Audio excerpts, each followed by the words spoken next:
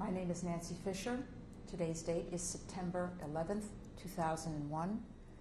I'm here to interview the survivor, Miriam Tauber, birth name Mirka Indic, in her daughter's home in New York City, New York, USA. The language of this interview is English.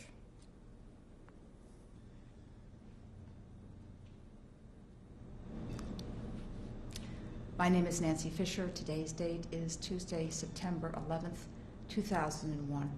I'm here to interview the survivor, Miriam Tauber, birth name Mirka Indic, in her daughter's home in New York City, USA. The language of this interview is English.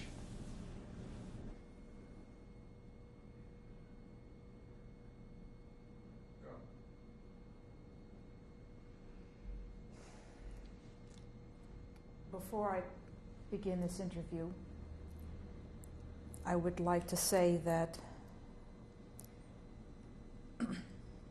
there has been a devastating attack on our city, New York, and on Washington, and we don't know what the day will hold.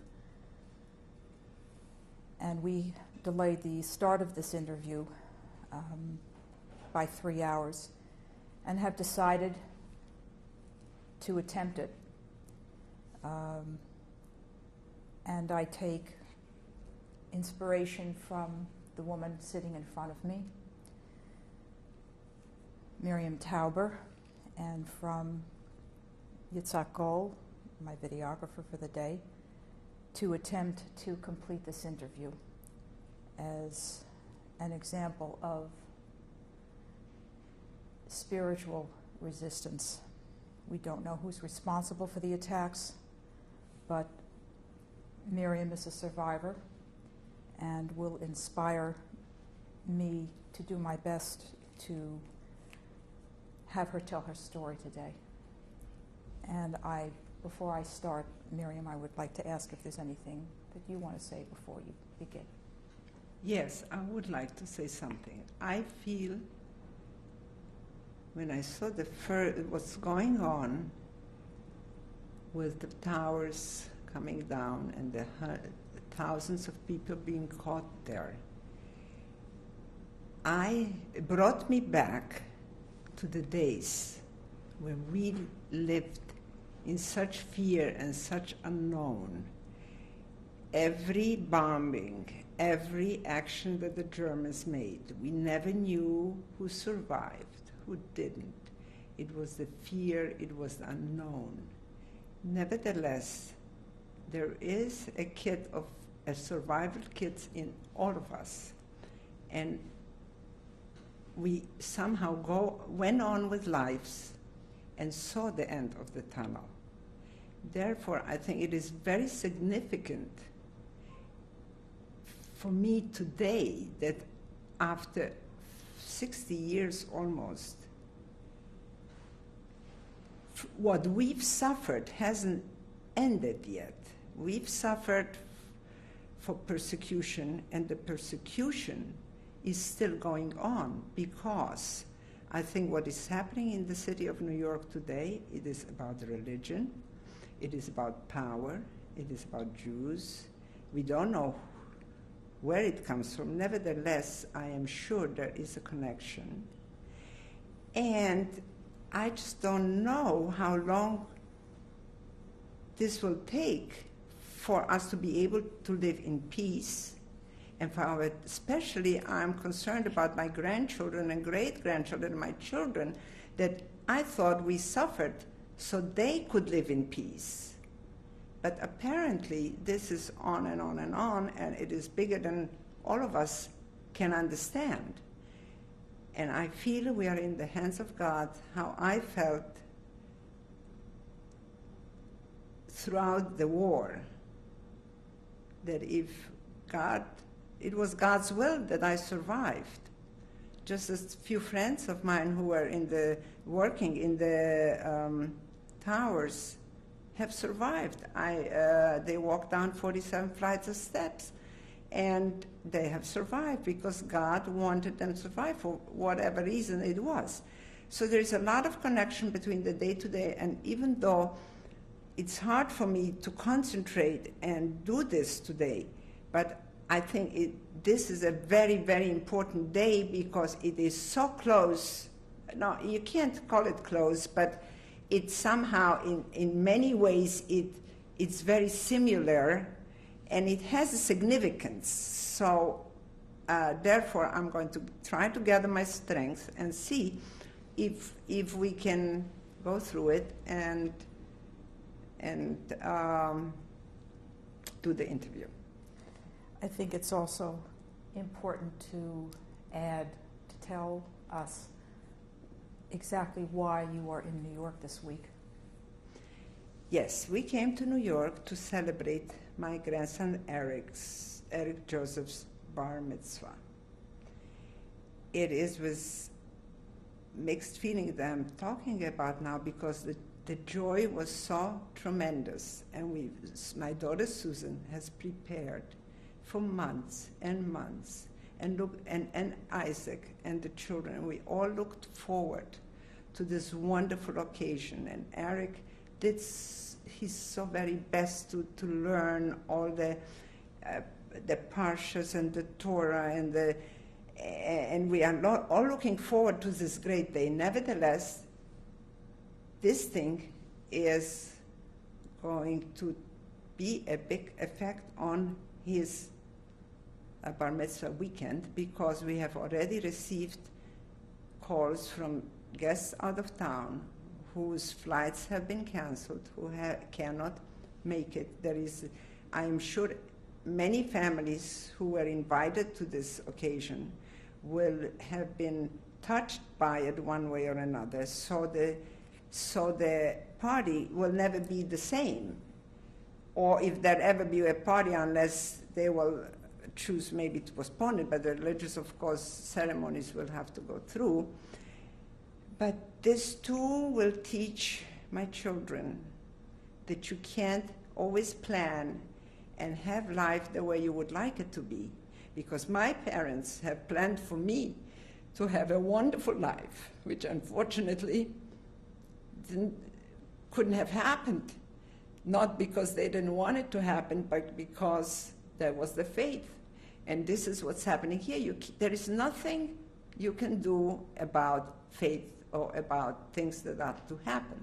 You have to just try to do your best, survive if you can, and make the best of it. And I'm sure that Susie, Saki, Eric, and Stephanie, and all of us are going to make the best out of it for Eric, and it'll be a wonderful celebration, just as well as we can do it. And there'll be a big lesson to learn. And most of all, we have to thank God that we are here, that we all made it, that the children are fine, everybody is fine, and that is the main thing. So I hope that all will turn out okay, as we hope it will. Okay, let us begin.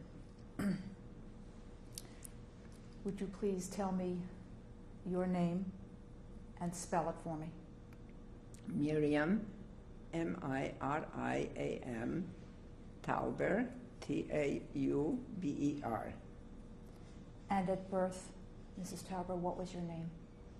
Mirka, M-I-R-K-A-I-N-D-I-C-H.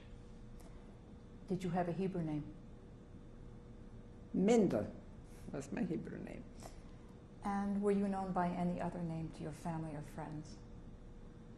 Not really. Mirka, and everybody called Mindel, Minka, Mirka, people, but basically it was Mirka. Are you named after anybody? To tell you the truth, I don't know. I must have been named after one of the deceased grandmothers, but I don't know who. What is your date of birth? May 19th, 1926. And what is your age today, please? I had just celebrated my 75th birthday. Where were you born? I was born in Poland, in Nowy Targ, and then we moved to Żywiec, where I remember spending all of my youth. Excuse me, would you tell me where Novi Targ is in the country of Poland? Novi Targ is in the Tatar Mountains of Poland, the most beautiful part of Poland, I think. And it's to compare like with Aspen of America. People used to come to ski and vacation. And that's when my parental grandmother used to live. And that's where I was born. And I used to come there always for winter vacations and winter sports, but then we moved to Żywiec. So that's where I spent the rest of my youth. Do you know why your parents moved? No, I don't know. Please tell me, what was your father's name? His name was Isser Indich. His Jewish name was Sruel Isser, after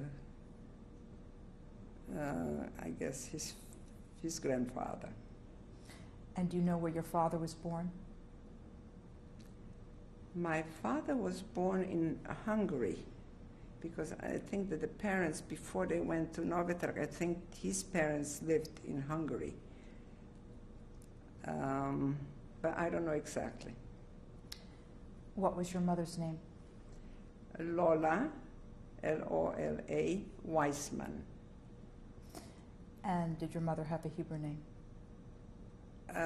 Leah.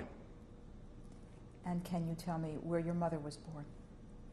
My mother was born in Poland to Sarah and Joseph Weissman. She had a sister and a brother. And I don't know exactly what town she was. They were born in Uyso. There was a little town in Poland. That's where they live and where she was born. Did you have any brothers or sisters? I had one brother. His name was Edward. We called him Edu. And he died in the Holocaust. And what happened to your father? My father also died in the Holocaust, unfortunately, at the very end of the war. He died in the march from Plaszów, Krakow, ghetto, as the Russians were retrieving, coming on, and the Germans were retrieving. They did not want other Americans to find the camps, so they had the people walk. And they walked for days and days, and then very, very many people, they were weak already and tired, have died in that march. And my father was the one among them who died in that march. And your mother? What happened to your mother? My mother survived the war and came with me to America.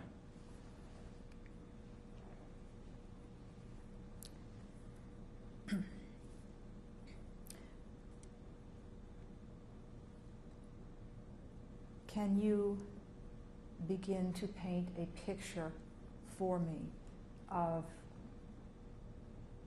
the town in which you grew up, where you spent most of your childhood before the war? It was a small town. There weren't very many Jewish families, but there was a very beautiful synagogue, I can remember. And it was a very happy life, very carefree life.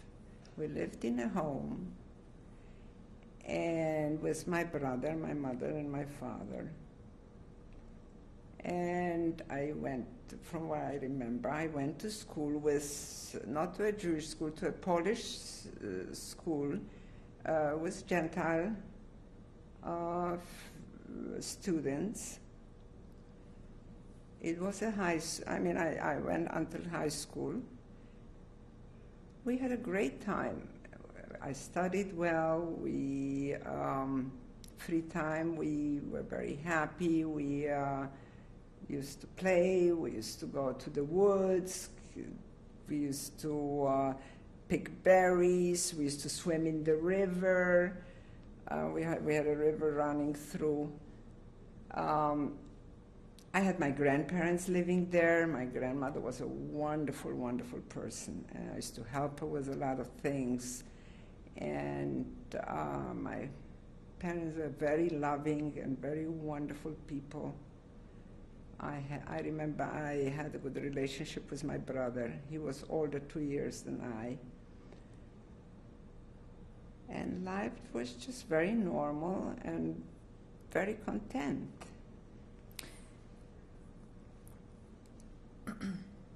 What part of Živec did you live in? You know, Živec was had a big brewery.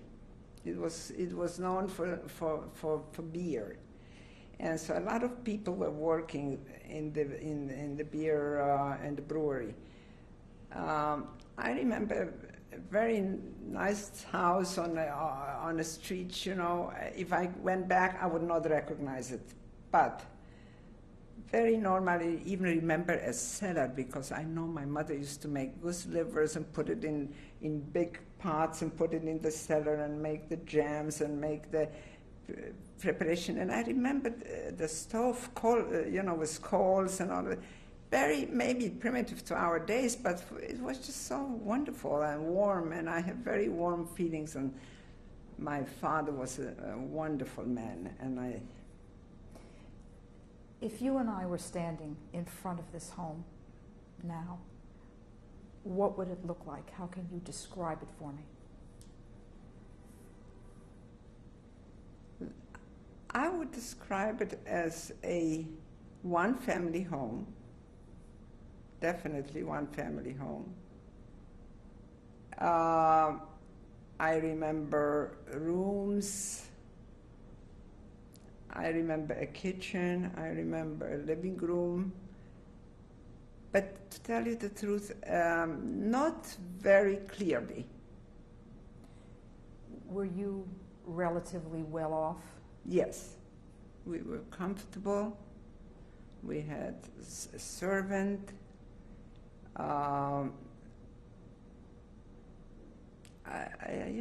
Just very. We were very comfortable. And where did you sleep? You know, it's a funny story. You asked me where I slept. I met a cousin in this country, and she says, you know, I remember your room, and I remember it was so beautiful. She says, I always was looking forward to come and spend time with you, because it was great, and your home was so warm and so wonderful and so comfortable. She remembered more about my home than I remembered about my home, I must tell you frankly, because that's the truth of the matter. She even remembered what kind of ribbons I wore in my hair, and I was amazed that some people can remember, and I really don't know why. I can, a lot of the things that I'm trying to bring back into my memory, I can't. I just. Well, it seems that your memories are very close to food preparation and storing the food downstairs, and so let's explore that a little bit further. I also remember, you know, my mother used to work at home because she has learned how to sew brassieres. There was women from Vizo used to come to the small towns and teach women to do things. The Vizo, the Vizo organization, they, fortunately that my mother learned that, because that's what saved her life and my life later on. But that's what she learned. So she used to sit by the machine, by the window, I see. And so she didn't do it, she did it more as a hobby because she didn't have to do it, but then it became a thing that she did a lot of because, it wasn't like today you go into a department store and say, give me a 34B. This was different. You got measured and you got, it was also to order. And I remember my mother doing that, and I also remember, but when we came home from school, she was always there, and my grandmother, the life there was different because the neighbors and the friends and the families, we all lived very close by, and it was like living one big family in 10 houses, you know what I mean? Everybody around, you felt home in everybody else's home also. Or I remember my grandmother living very close by, and so these were good memories. What did your father do for a living? My father was in the leather business. He used to buy off the skins of cows and whatever, after they were slaughtered, the raw skins were being sold. So my father used to buy out the raw skins, and then he had a big warehouse where they were brought to, and they were being assorted there and salted. They had to be salted in order to preserve them. Then they were sold to tanneries.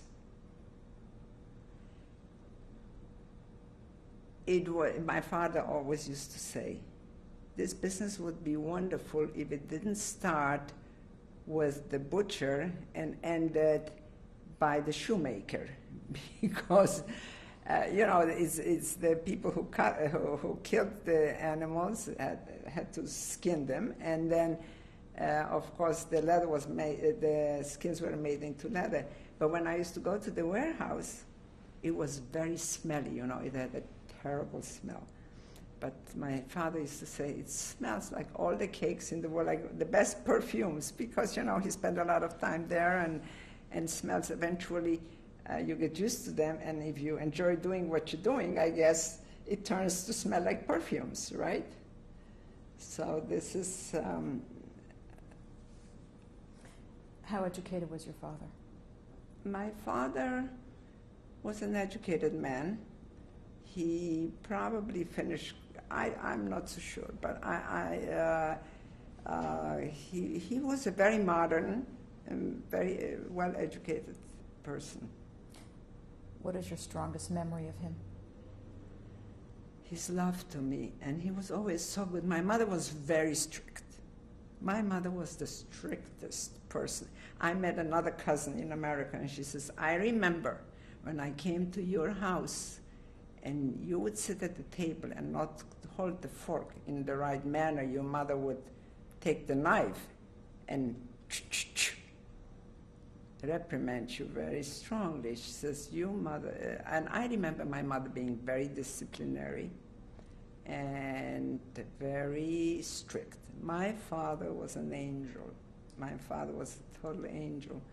All I can remember is sitting on his lap and him loving me so much.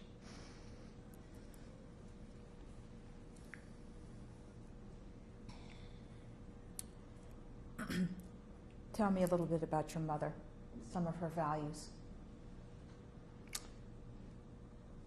My mother was a strong woman, very strong woman, and she was one of a kind. I think her values were her family and perfection. She was a perfectionist. To her, things she always wanted us to excel in which. She made us study, and she wanted us to be perfect.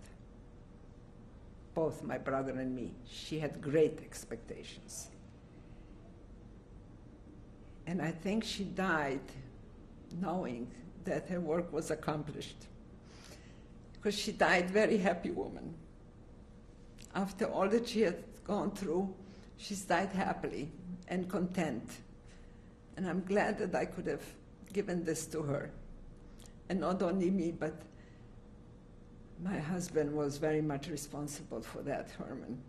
Gave us so much love that she's lost through all the people that were lost during the war.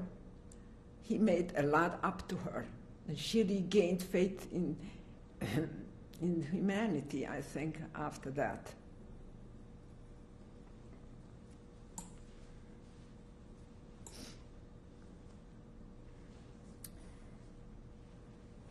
How religious was your family? My grandparents were quite religious. I mean, Shabbat was sacred and kashrus were sacred. My father also came from a very religious family. As a matter of fact, my parental grandmother wore a shaitel. My maternal grandmother did not wear a shaitel, but my parental did. But I don't remember my father being as religious, and I think as my mother. So our home was very observant, but not fanatic in any way. We went to, besides going to regular school, we went to Hebrew school, and of course to the synagogue, and observed every holiday and kashrus, and that was the extent of it. My grandmother was more religious than, I think my grandmother's home was more religious than our home. But nevertheless, we were very traditional and very observant. Where were you given your Hebrew education? In Živjec, in a,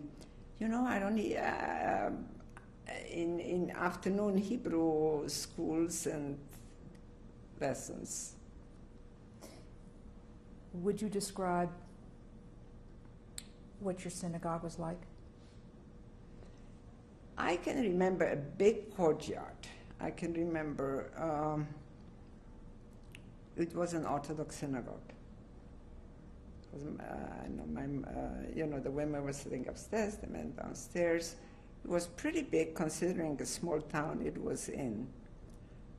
And I remember the holidays, but we used to spend most of the time running around in the courtyard. So I remember that part of it. It was great because all the kids, we were having fun outside while everybody was playing. How often did your father attend synagogue?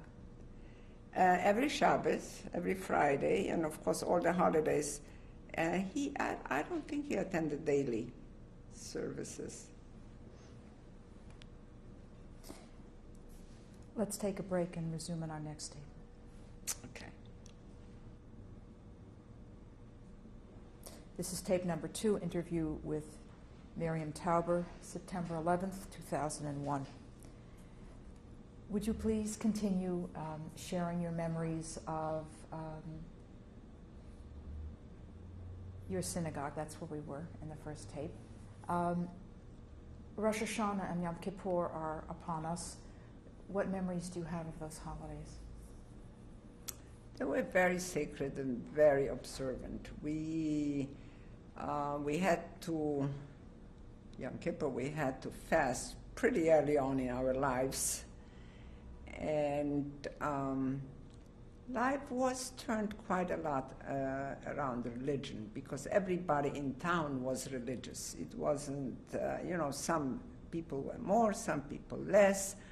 But we also shared. I remember my grandmother sending a lot of food to people who didn't have enough food for Shabbos.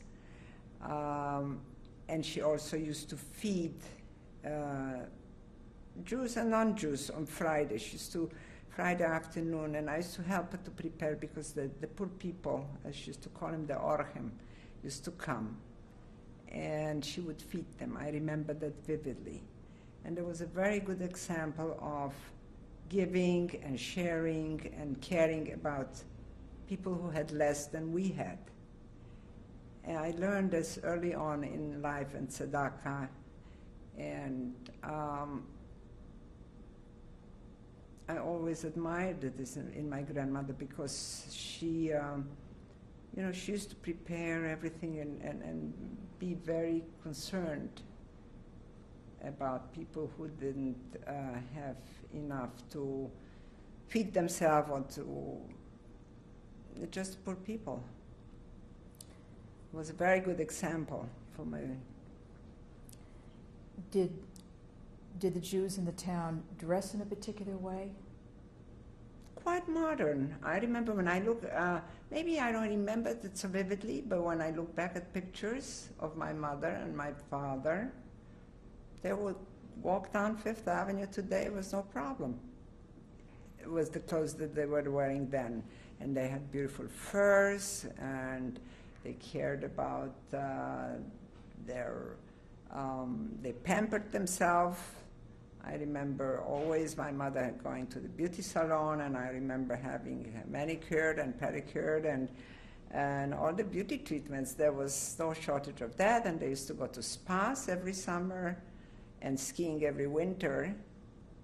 So life was pretty good.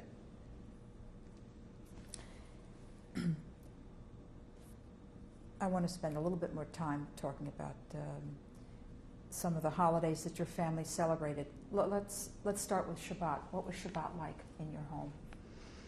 Well, Shabbat, many times we used to have Shabbat at my grandma's. And, we had to daven a long time before, and wait until the man came home from the synagogue. And, of course, the wonderful meals, nobody can forget, that were being served. They were just all wonderful. And many holidays we used to have in our own home, and we used to have relatives. There were always a lot of people around tables. I don't remember exactly who the people were, but I remember always people, either we went to them or they came to us, and holidays were happy times, and we always celebrated them together and very traditionally. Did you have a favorite holiday within the year? I can't remember that. Not really.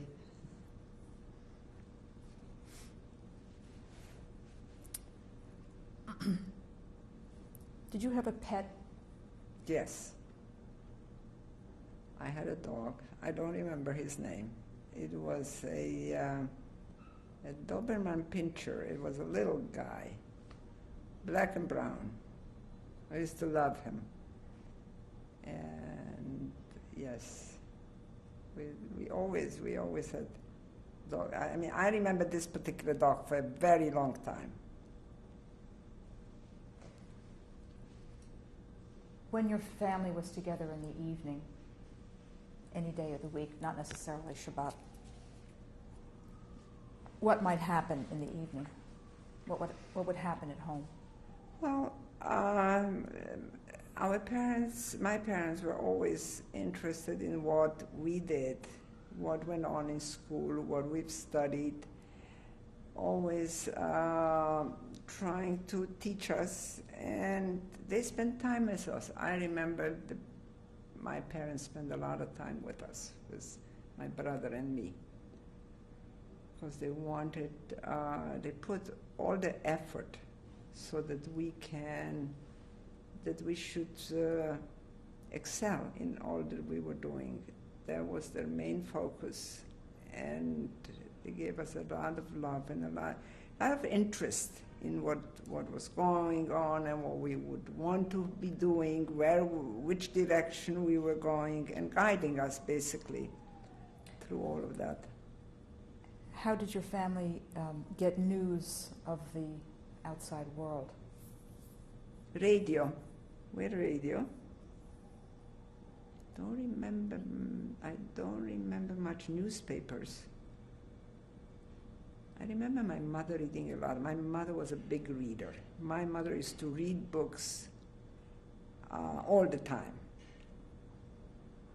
She was so upset at the late age where she lost the vision on one eye, and she had a cataract on the other, which she didn't want to operate.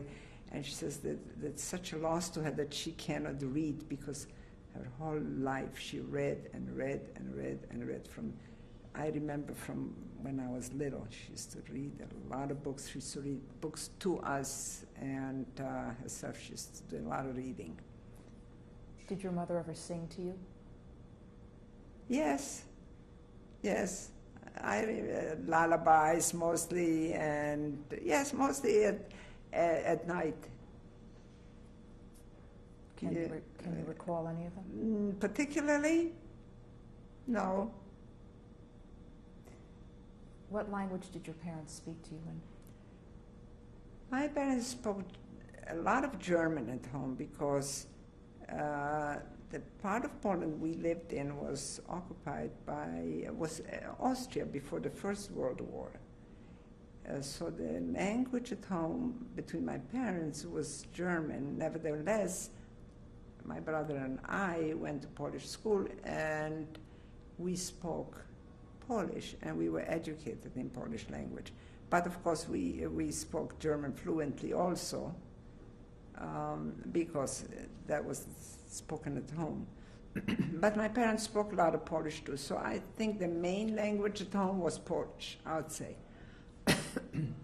And was Yiddish in your Yiddish, yes. No, but not to that extent. It was more German than Yiddish. It's when I met my husband when I learned how to speak Yiddish, because this is what they spoke in the eastern part of Poland.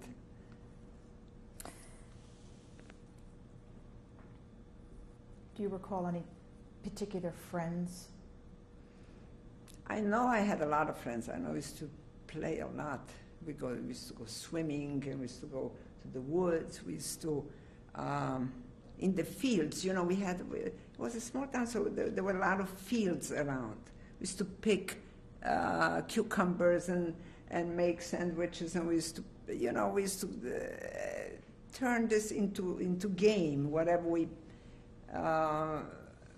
picked in the fields. It was potatoes, a lot of potatoes. And we used to play with them. We used to play baking shops, and we used to play cooking schools, with all these things. This is what comes to my mind. How were your birthdays celebrated? Blank. Don't remember. Did you have non-Jewish friends? Yes, but mostly Jewish. Mostly Jewish. We had non-Jewish friends, because at the city where we lived, we were a big minority. Wasn't a big Jewish population in that city. So we did have Gentile friends, but they were not always very friendly, and the name and the Jew was always on their tongue. So we were very cautious. Poles were always anti-Semitic, always. Did you ever experience any anti-Semitism as a child? Yes. And my brother did a lot. The kids would call you Žid, and then one would get upset and get into fights. But it was not critical, I'd say. You just lived with it.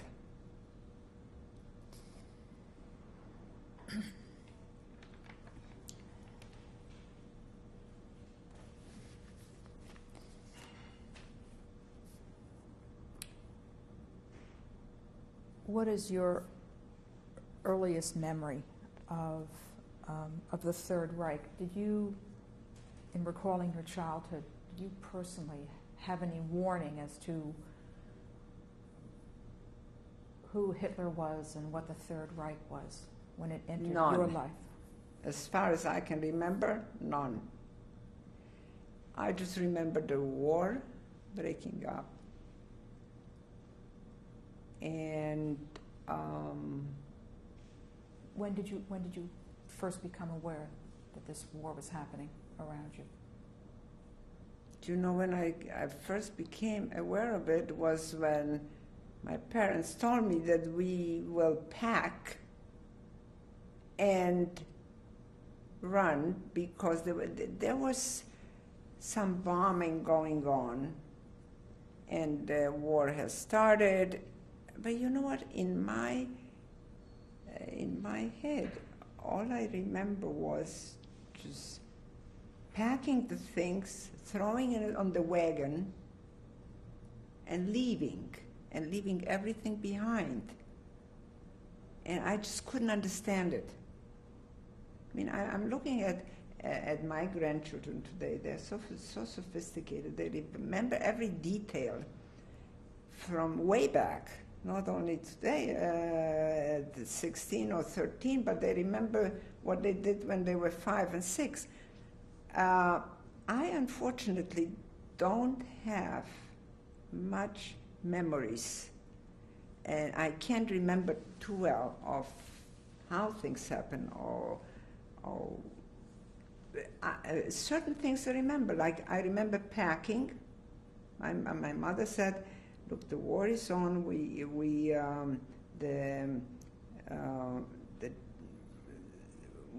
don't want for the Germans to come. We don't want to be with the Germans." And the Polish army was, the Germans were approaching. The Polish army was fleeing, and we just fled. We just fled after the army. We just followed the army. Wherever the army was going, we went after them because they were retreating. So we were living right on the border, on the German border. So we just packed and left.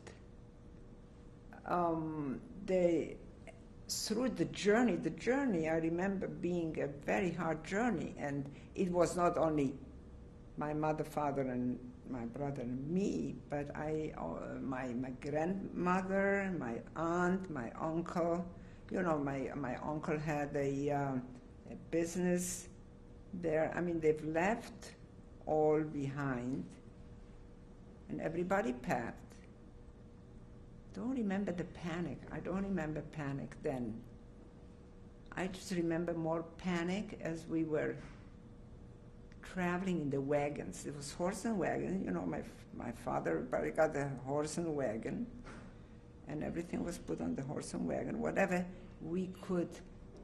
the wagon would carry, the most intimate belongings and most valuable belongings, we took with us. Like, of course, jewelry. We took furs. We took. I remember,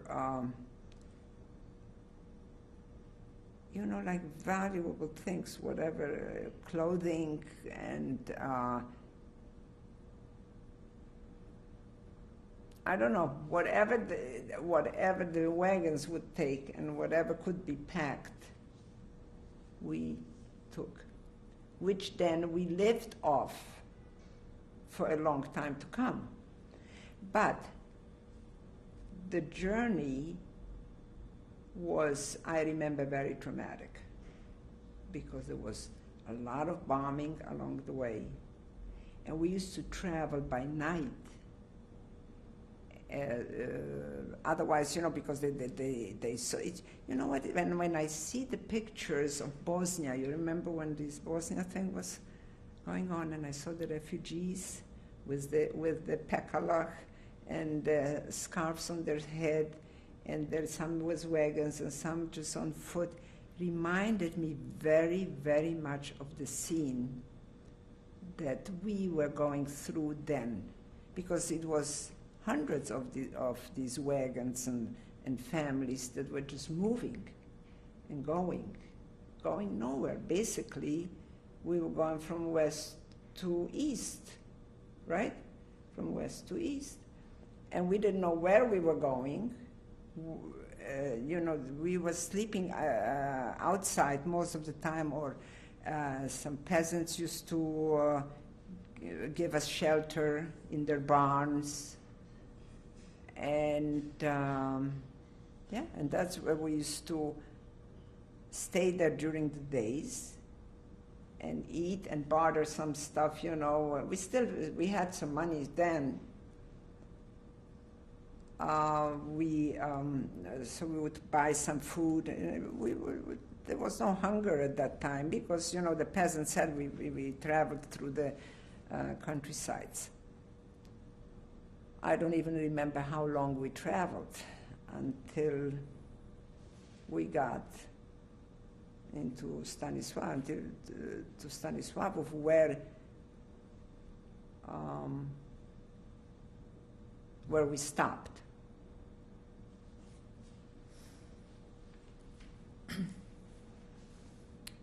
This is in 1939. This is in 1939. Where did you and your family find shelter in Stanisławów? Well, we rented a room. We were all in one room. How many? For the four of us. The four of us were in one room. My grandmother and my aunt went to a city close by. They were not in Stanisławów. I don't know whether my uncle was in Stanisławów, also in a different building where we were. But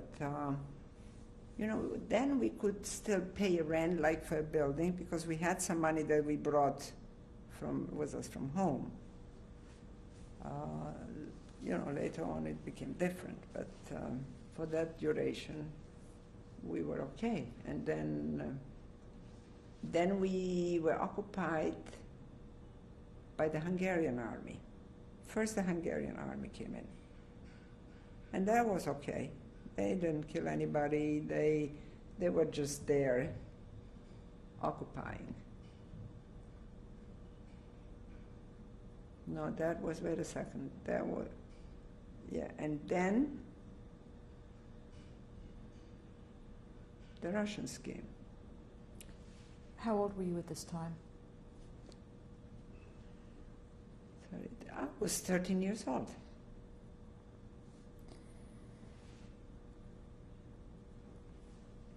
What was life like for you once the Soviets occupied that part? For me, as a child, it was not dramatic because the Russians provided education.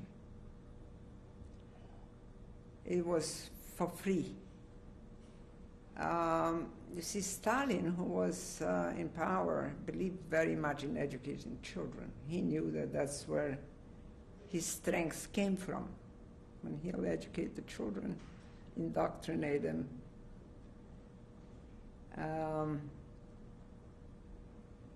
So I started school, so did my brother. We went to a school in Stanisławów that was taught by Russians in the Russian language.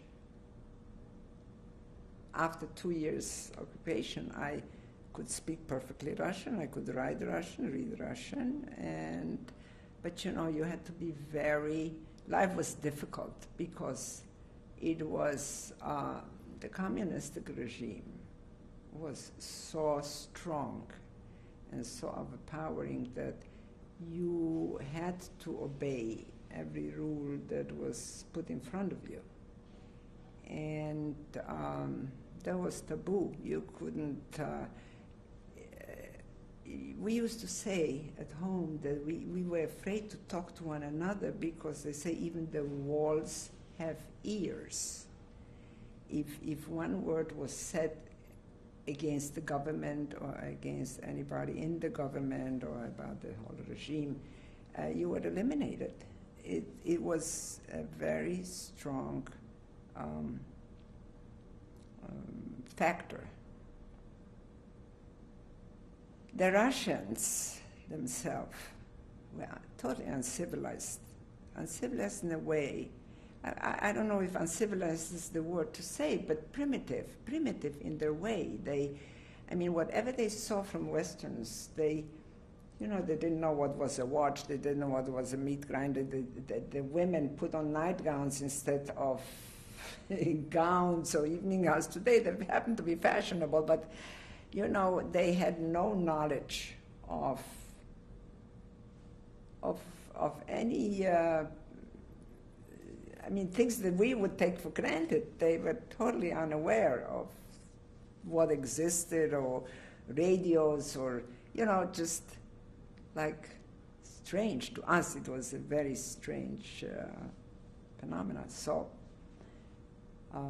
the Russians too, you couldn't get anything. If you had a watch and gave it to a Russian, you can get the world for it. Because, in every episodes, it was like different things that you learned that were unusual. But my father had employment. He is, you see, the Russians were always seeking experts, and my father, since he was an expert in leather, and Stanislavov had a big leather tannery, so he was employed by the Russians in the tannery, and he was fine, So he earned some money, and my mother was also working. I don't know what she was doing, but she was working, and we were going to school. So life was pretty normal.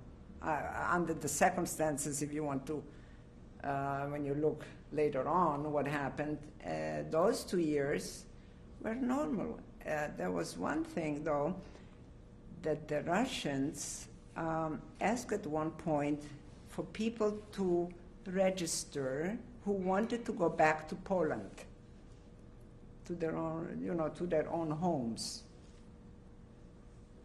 And many people registered that they wanted. For instance, we would have registered that we want to go to Żywiec, right?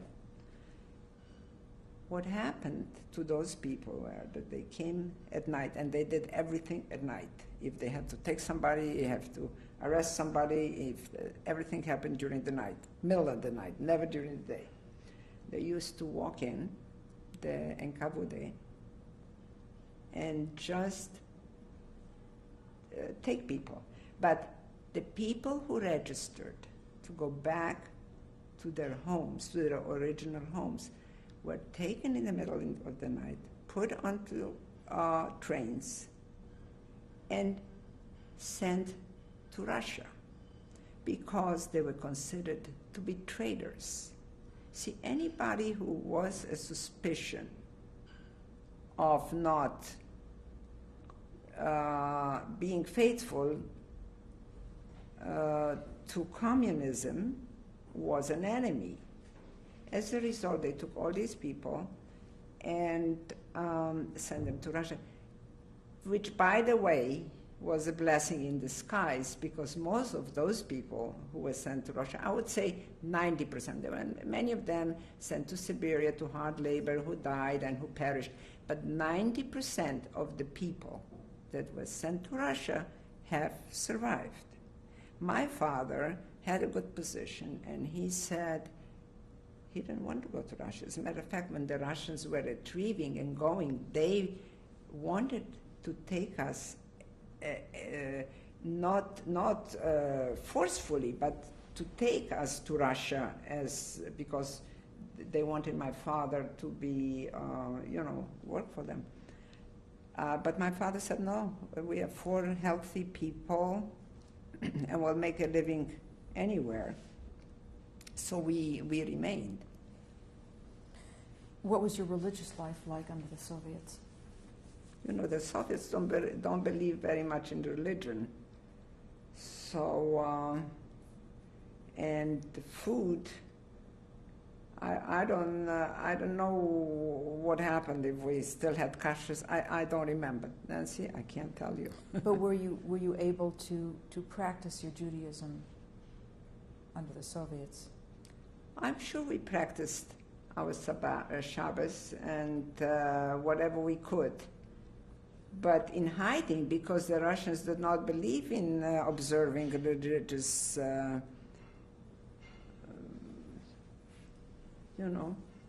They didn't believe in religion.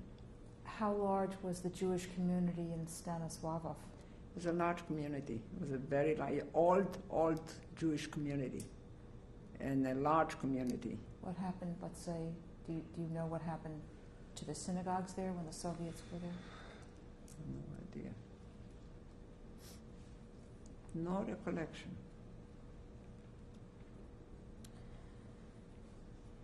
Were there any pogroms that you remember? No. No. From the Russians? No. But they've taken a lot of individuals who they felt were spies or were unfaithful to their beliefs or whatever, that anything that didn't please them, they would just remove them middle of the night.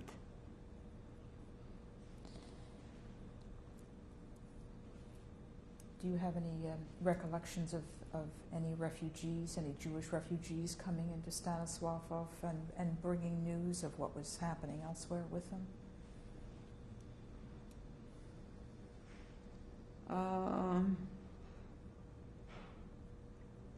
No, I have no recollection of that. Is there anything else that you can recall that you want to add to this period of your life in Stanislavov? Under the Russians? Yes. No, I remember just having to learn Hai Žive Batko Stalin. That's all that was necessary, which means long live Stalin. That's all you needed to know. And as long as you knew that, you could survive. That's all this is what they requested of you. And you had to make believe that you believe in the system. And we just went through wondering how these people could survive and conduct wars and all of that with their ignorance, basically. Very, very ignorant.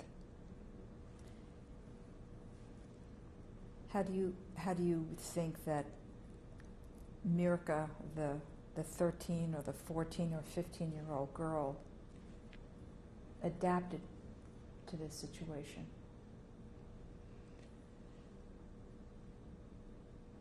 I guess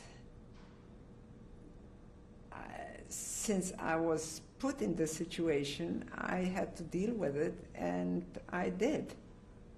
And so did my brother. And I saw everybody around me did. There was no choice. We had no choice. So I guess when you have no choice, you do what you have to do. And excuse me, let's just take a break and we'll resume Sure. in a moment. This is tape number 3, interview with Miriam Tauber, September 11th, 2001.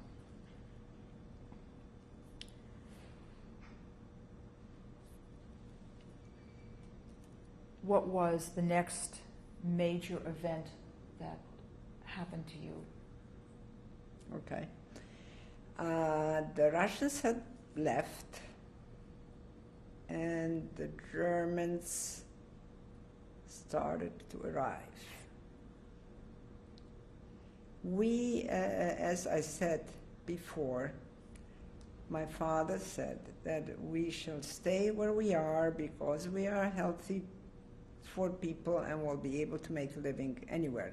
Nobody had an idea or an anticipation of what the Germans would bring with them. I mean, we figured we'll have some more of hard labor and we'll have some more discomfort, but nobody in the wildest dream ever thought of a Holocaust, of the horrors that were yet to come. Would we have in any way anticipated that? We would have definitely gone to Russia, and we could have gone in comfort. We did not have to be sent to Siberia. And we most probably all would have survived with so much less pain and atrocities. But since that did not happen, we remained in Stanisławów, and the first couple of weeks until the Germans settled down and the Gestapo command started to take over slowly, and they started directing things at the Jews,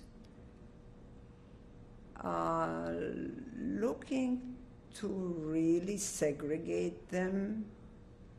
They started making, that was their aim. The first thing was that we had to wear armbands with the Star of David to distinguish us from the rest of the people.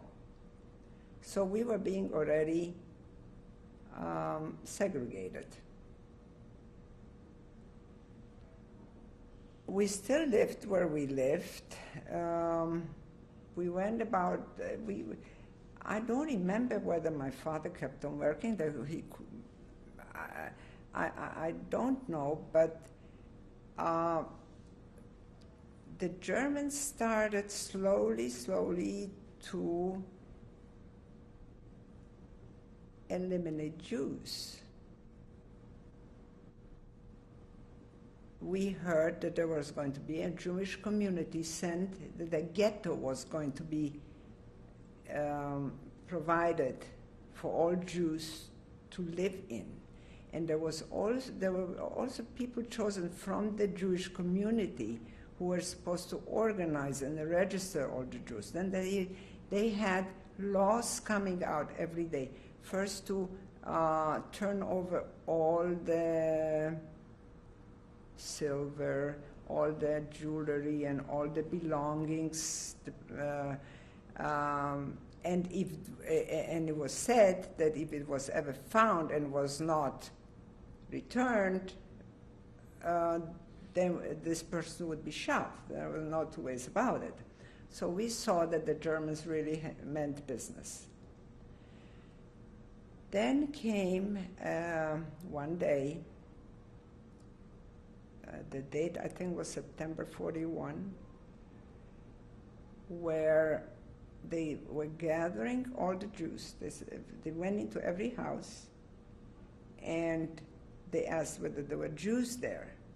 So whoever was Jewish had to leave everything and just go. And nobody knew where the people were going. The destination was a cemetery, a big place near the cemetery. And there were big ditches, like sort of mass graves. And there were German Gestapos, and they were just shooting as the people arrived, that's how they shot them, and into the graves. But there were also thousands of people arriving, one on top of the other. I had my best friend was brought there early in the morning with her 2 children. And behind her came so many people, so they were like at the side, and they were always killing the people that came after, and and there were people sitting on top of the people. By the end of the day, they had eliminated 12,000 people between the shooting and between the ones who died by suffocation. This friend of mine, they stopped shooting and they were eating. The Gestapo people were eating, they were drinking, they were having a lot of fun.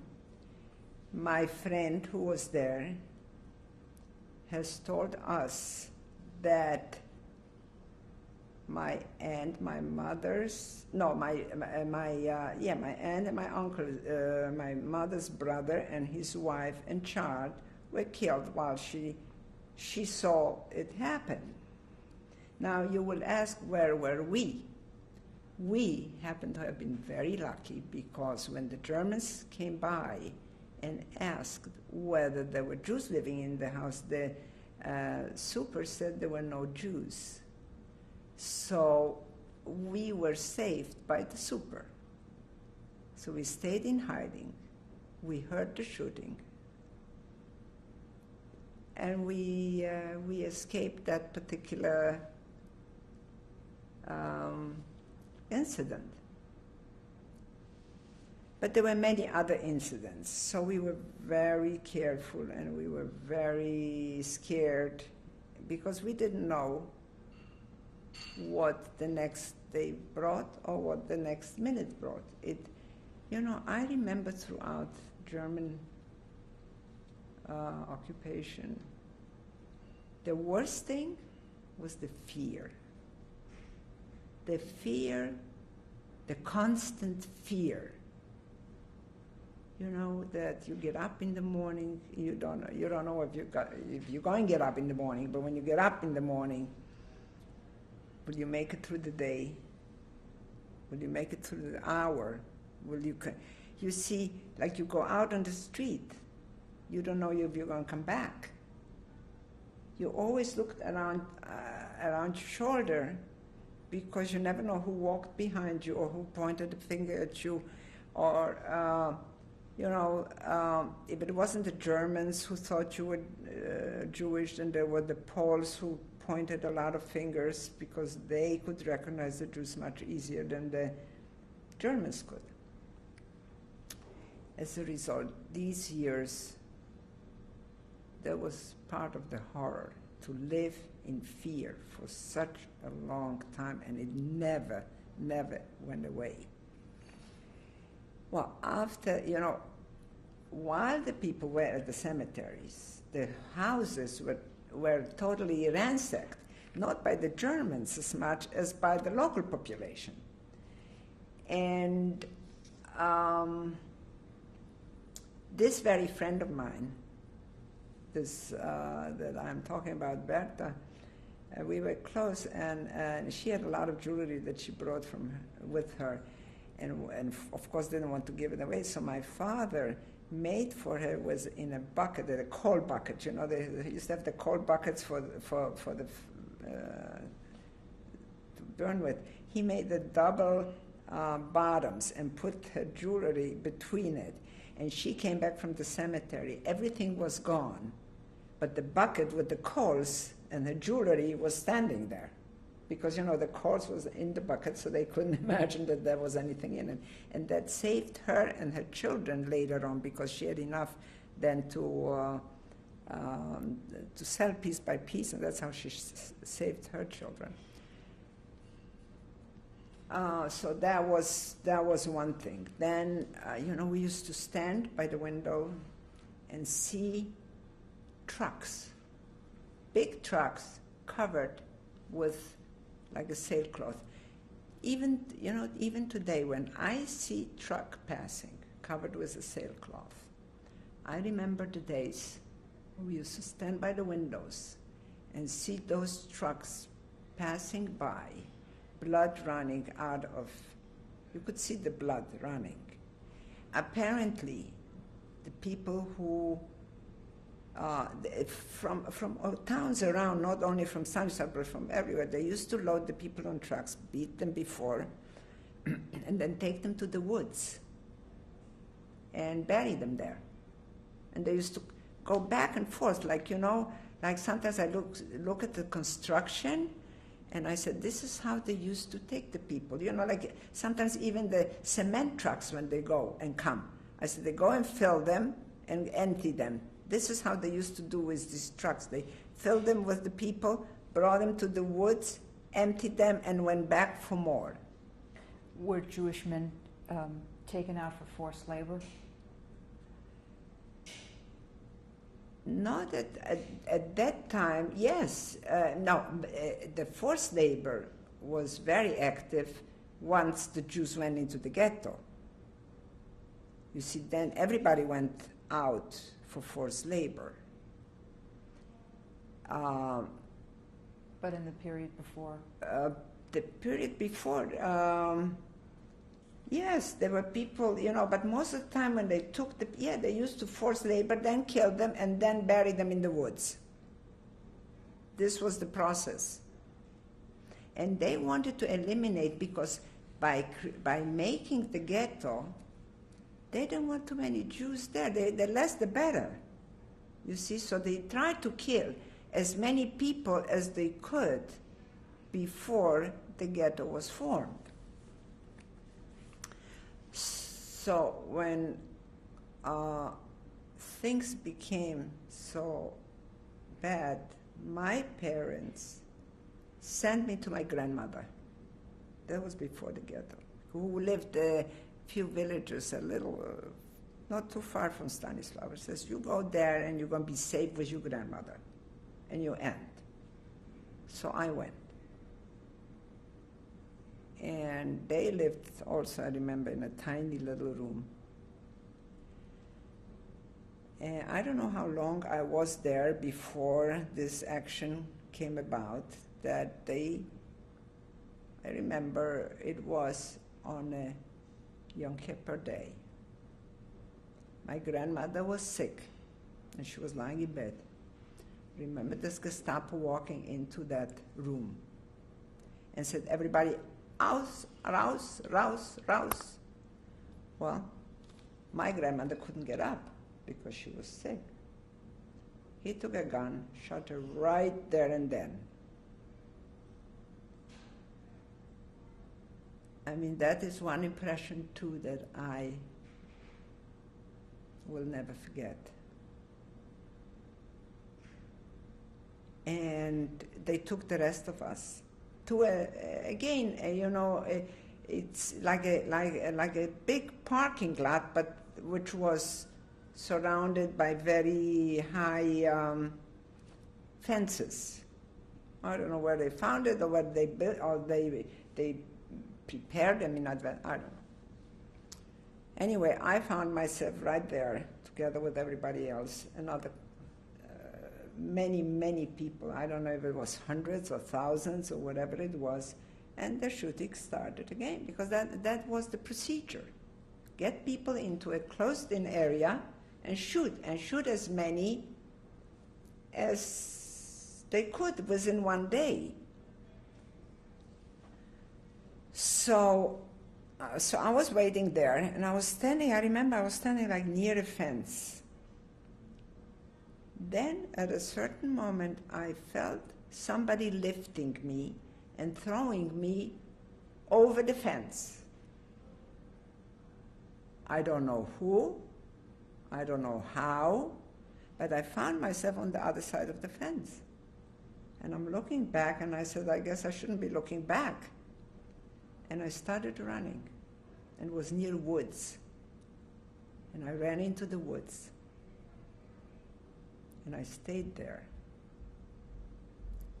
The next day, I went to where my grandmother used to live. And my aunt was gone.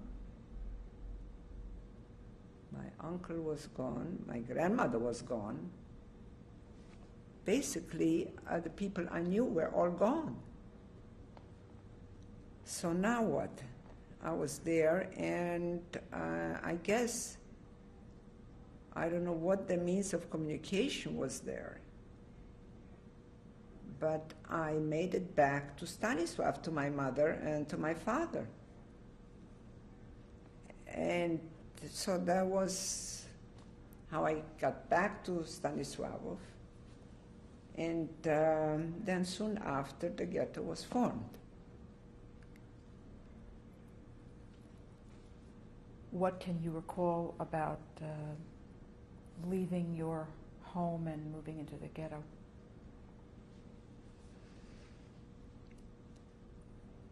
If we had a little room in Stanislavov, because the ghetto was in Stanislavov too, but in the ghetto, the quarters were more crowded and smaller.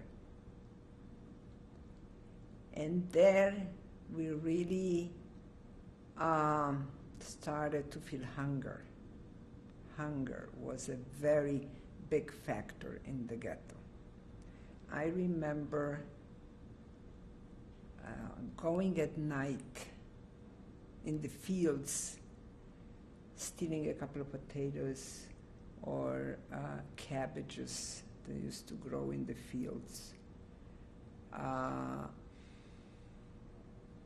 Hunger was terrible, and you know, as children, I was always hungry. I was always hungry. Now, my mother and my father were going out of the ghetto. They had it very well organized. Whatever the Germans did, nothing was at random. Everything was organized to the last detail. They had a whole staff of Jewish people watching the Jewish people, supervising the Jewish people, telling the people what to do, and telling and controlling what had to be done. What was the general feeling towards? You know, some Jewish resented council? it, but you see, these people had no choice. They really had no choice in the matter. They were appointed, and it was expected of them to do what they had to do. Otherwise, it's boom, and it's the next person. I mean, there was not, you know, the bullets just went. I mean, nobody was hesitant. I mean, the Germans were not hesitant how to kill you or be gentle about it. You know, it was just boom and go, onwards. So the people did what they had to do. I was telling you before, when my mother learned how to sew brassiers and girdles. So they had they took advantage of every skill that the Jews had. So they had a whole building where the people from ghetto were brought to every day, or they had to go to, and work there. Whether it was sewing things for the Germans, whether it was in every aspect, the people were working for the Germans, doing whatever they told them to do. My mother was sewing the brassiers, so she was sewing, you know, at that time she was sewing more like cinch belts for the Gestapo men, because they wanted to be very, have good figures, so they wore those girdles to make them look slim. And my mother used to sew this for them. And she also sewed brassiers for the Gestapo women, for the wives. And they would give her a little bit of food, which she would then hide in her undergarments and bring him back to ghetto, because you see, everybody was controlled. There was a gate, and everybody was controlled by going out and by coming in. How was the ghetto generally guarded? I think it was, you know, just wondering how we were getting the potatoes, but it must have been within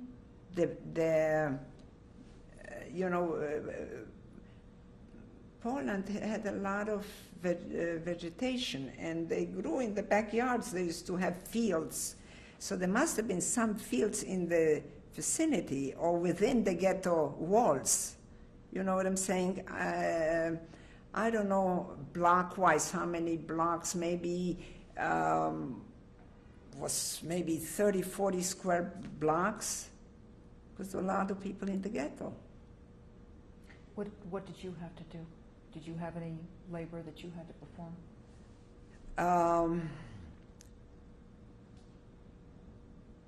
I was thinking about that, and I couldn't remember. I don't, you know, they didn't want, first of all, children were eliminated very early on. They had no use for children or old people. So that was the biggest danger.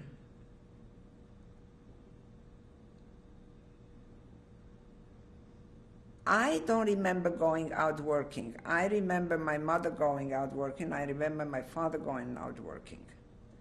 They had you clean houses, they had you clean toilets, they had you, whoever had a skill, they used their skill, and otherwise they used to clean streets and they used to whatever was to be done. And by the time, when people, in the meantime, the Gestapos were raging in the ghettos, eliminating the children, eliminating the elderly.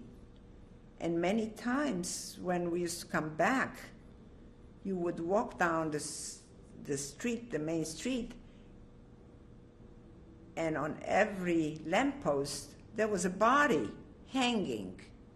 And you would look up and say, well, is this your father or is this your mother?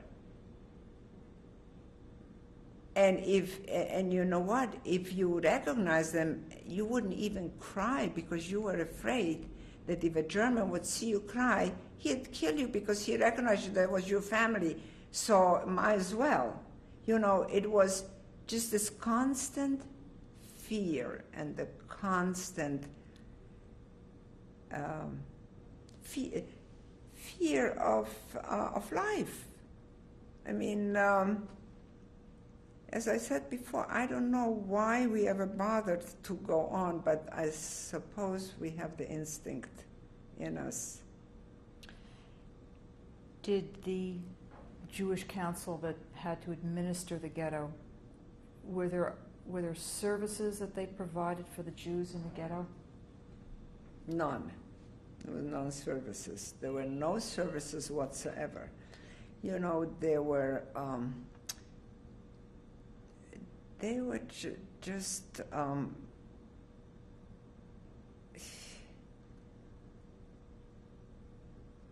were there schools? No. Hospital? No. I remember there was a sick child, and you know what? The Germans used to come with the dogs.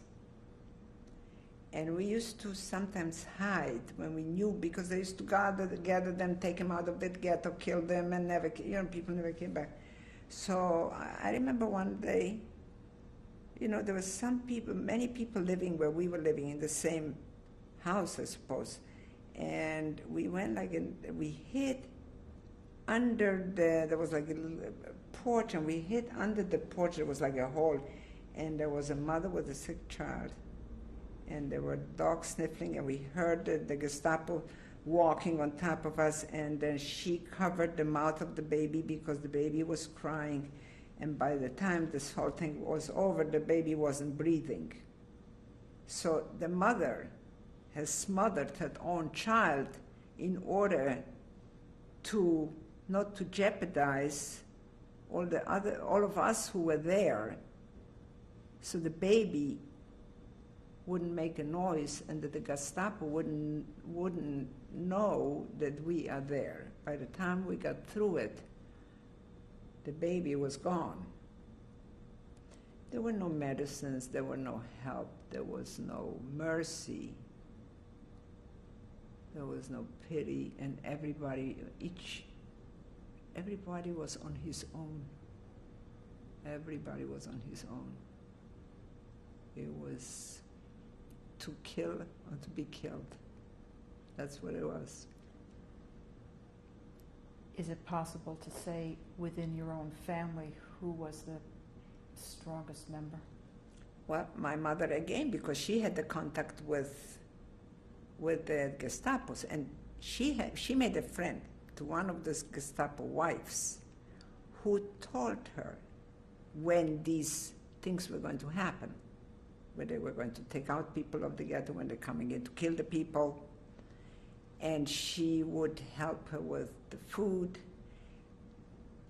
As a result of that, one day, so we knew that if we weren't going to get out of the ghetto, sooner or later, we would be killed. So my father and my mother, of course, started to prepare papers. You need to have documents because you go on the street, the first thing they ask you is for an identification. So we got documents. They got documents together. First, we got this friend Bertel. We got documents. They got documents too. Her mother was killed in the ghetto. She was stayed with the two boys, and I took out one of her sons under my coat, and my mother the second son, and that's how we got her kids out of the ghetto. Then they both survived. They all survived, you know. She had him then by peasants. She took him away. She got out. She put children by peasants. But anyway, we remained, and soon after, we had left because this German woman told my mother that the ghetto is going to be confiscated completely. And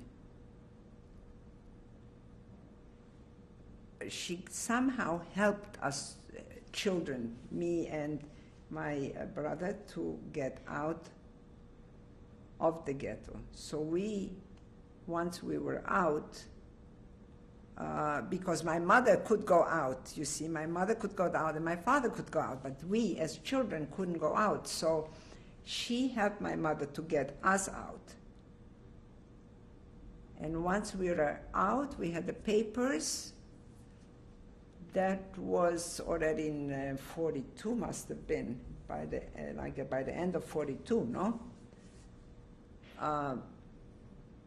Then my mother and me went to Warsaw, and my father and my brother went to Krakow. But you know, still coming back to the ghetto, it's a story I'm telling you in 15 minutes, but it was a lifetime of misery, of degradation, of humiliation. The humiliation was so tremendous. How could any human being make another human being so humiliated? You know, if you fight in a war and you get killed, you're killed. You fought for your country, you die in honor, you're doing something. But this is for no reason. Just because you were born Jewish, that. This is tape number 4, September 11th, 2001, interview with Miriam Tauber.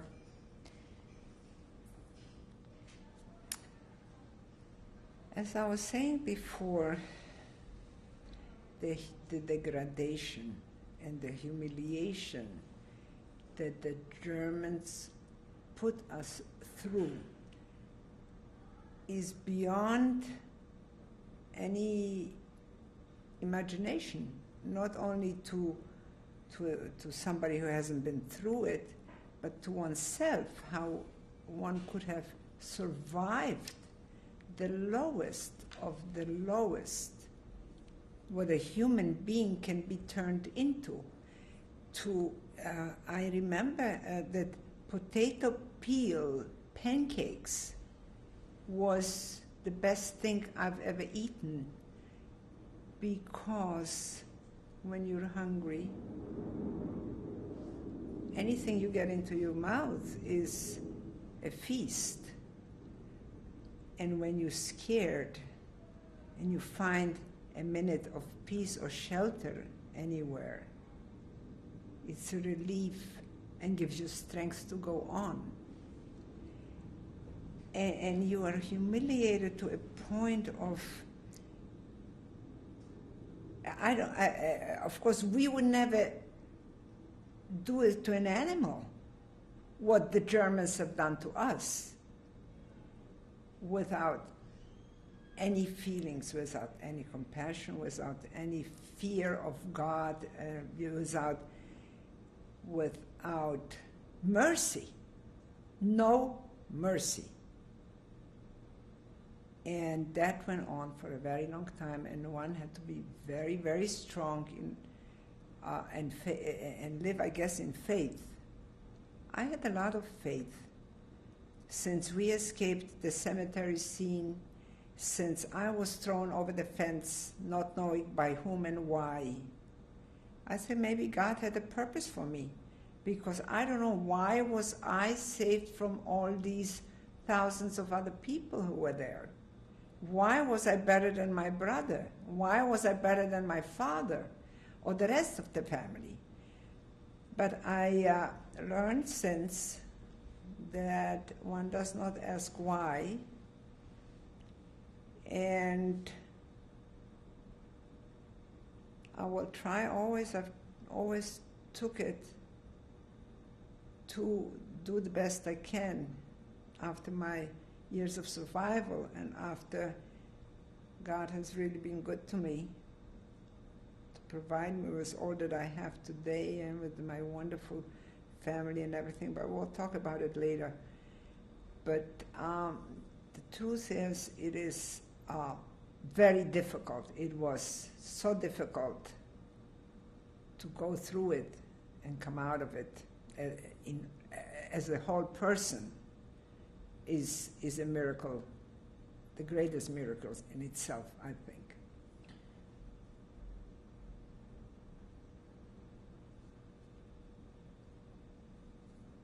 What happened to your childhood during that time? You know, I can't tell you what happened to my childhood because I had no childhood. I had no childhood. Remember, from the age of 13, which was a tender age, especially the teen years, I didn't have them. I was going day by day, minute by minute. It was a matter of survival and going through all what we just talked about. It was just day by day. And by the time I came out of it, I was an adult, basically. Did the constant hunger have any other physical impact on your maturing body? For a while, yes. My teeth have deteriorated. They weren't very good, and I remember I had no period at the time.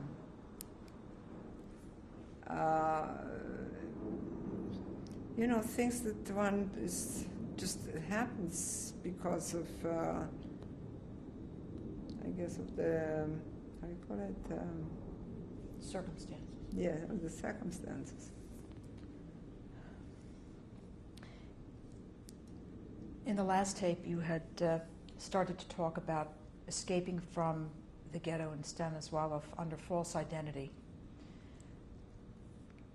What was your identity on the papers that you had? Who were you? I was Katya, and believe me, it's been torturing me. I can't remember my second name. I don't know why. I just can't remember what my second name was. My mother, I remember, was Karolina Imielska. Hers, I remember perfectly.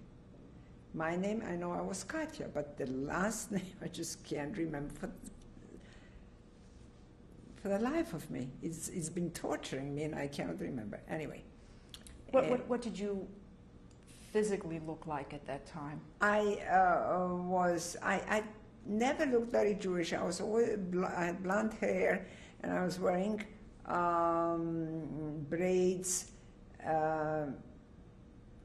I was slim. I had an Aryan look, so did my mother, so did my brother. Actually, my brother looked very Aryan also. My father was the only one really who had more of a Jewish look on him. So for my mother and me, it was easy, and we spoke perfectly Polish, so it was easy to move about.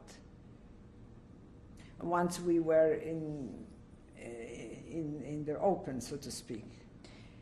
I'm just curious, you say your Polish was perfect. I mean, Yes. would there have been a Polish pronunciation that might have given you away? If I would have used, yes, some words, I will tell you something. Remind me about this later when we speak to my mother. I'll tell you something about the pronunciation. My mother has used, while working for the Germans, a word, and they said, so that the German lady said to her, you know, only Jews use this expression. Before ever the episode that my mother had with them.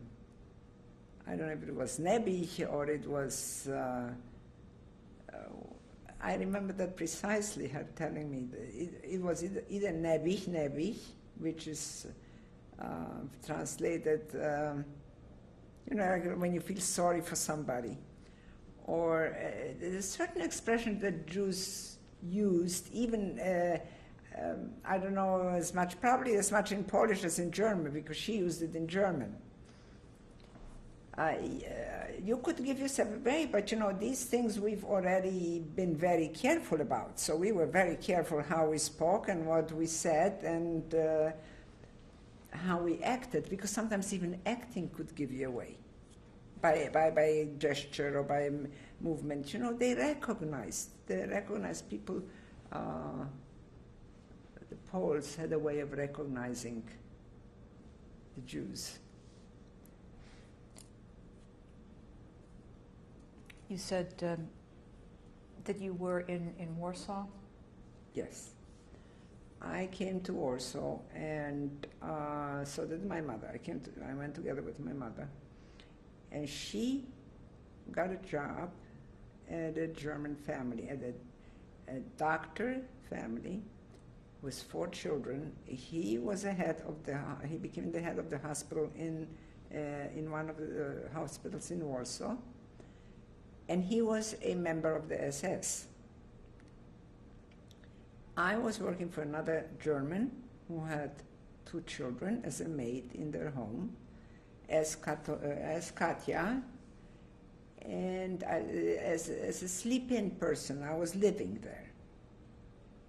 My brother was in Krakow, and so was my father. And I don't remember how long I was working. Must have been quite a few months. And the lady of the house was very fond of me. And one day I went to do an errand for her, returned, and she said, Katja, you know what? The Gestapo was looking here for you. I said, oh, I wonder why. What would they have wanted from me? She says, I don't know, but they said they would come back later. I said, okay. So let me talk to them and see what they want. Well, I don't have to tell you that after this, I went into my room, probably put a few things in my handbag or whatever, and I told the lady that I needed to go to the corner to get some milk because we were short of milk or whatever the thing was. She says, fine. Well, that was it. I left there, and I knew I could never come back, because if the Gestapo came back, that would have been the end of me. I found out later that my brother, who was carrying my picture with probably some kind of a direction, otherwise they wouldn't have found me, was caught by the Gestapo people because he was working on false documents for other people with a friend of his. The friend somebody pointed the finger at the friend. The Gestapo came to the friend. But my brother came to visit this friend, so, and while the Gestapo was there, without my brother realizing, so when he entered, they said, well, when this guy is Jewish, you must be Jewish too, took down his pants, and that was the last anybody heard of my brother.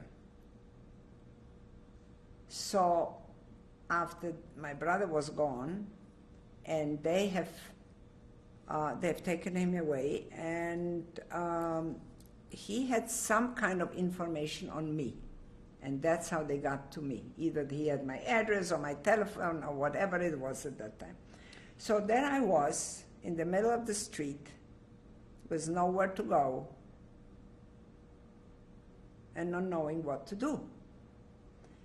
Well, of course, I knew that my mother was in Warsaw. I knew where she was working.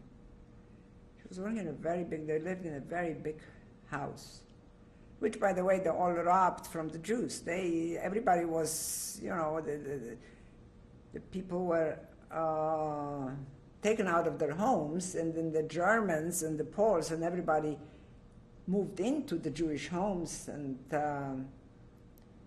confiscated, took away all their properties and never gave them back, by the way.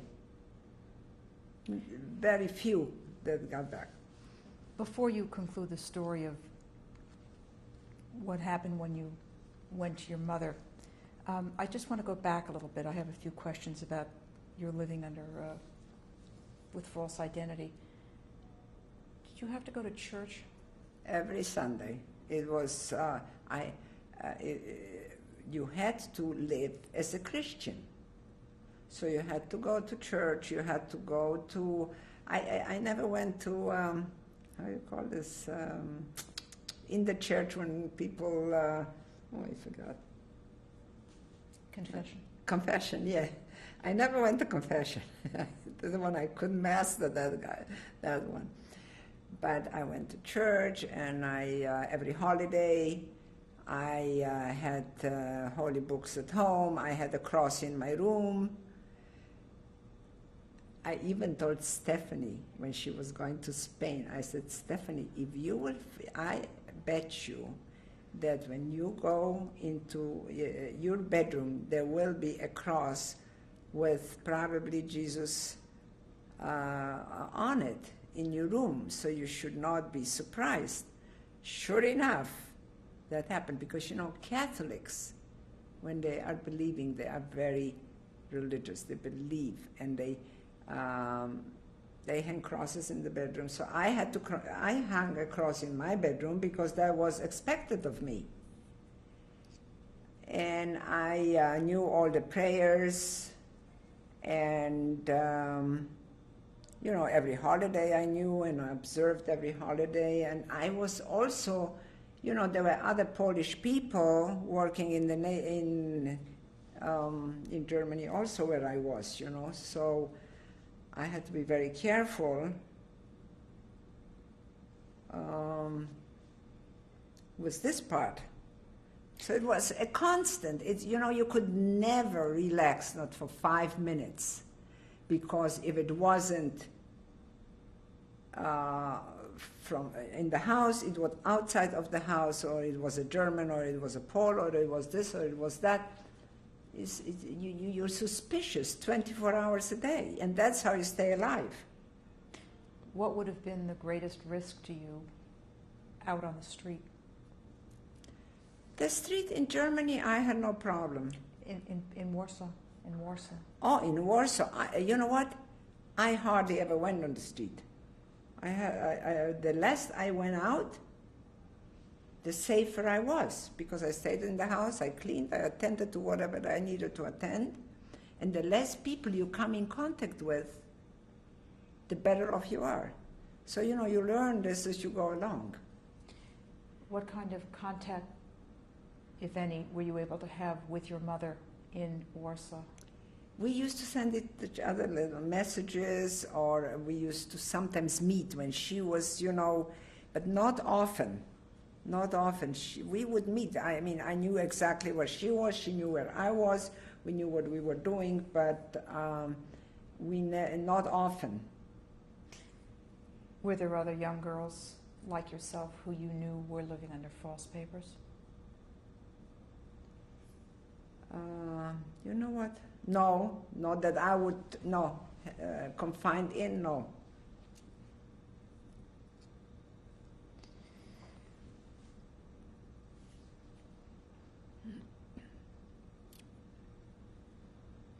Is there anything else that you can elaborate on when you were living under false identity that you want to add before we move on?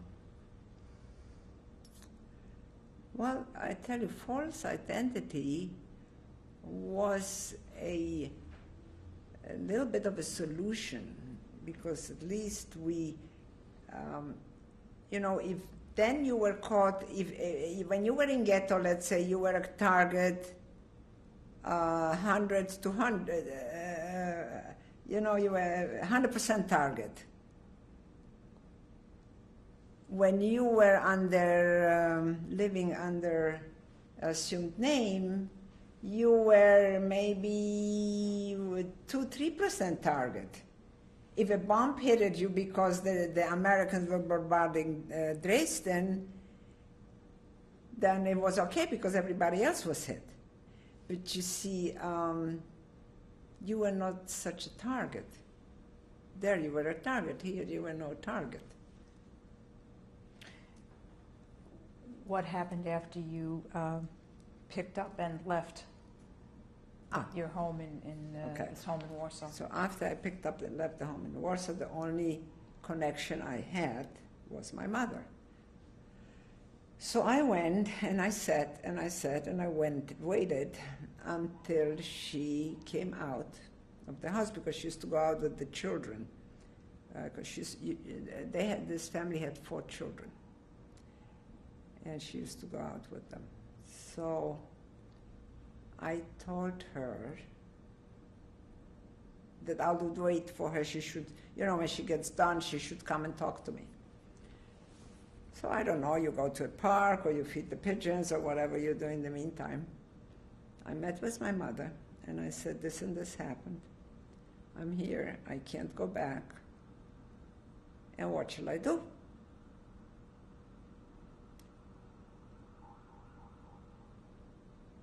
First, it was the devastation, too, of the fact that we realized that my brother was taken. Of course, by then we didn't know that he was gone, but there was also the message which we realized we received. But there was no time to cry. There was no time to mourn. It just went on to the problem at hand. So my mother said, listen, we had friends at the underground too. We knew people. My mother knew people. So she contacted some people, and they took me underground for a couple of days. In the meantime, she said, I'm going to see what I can figure out.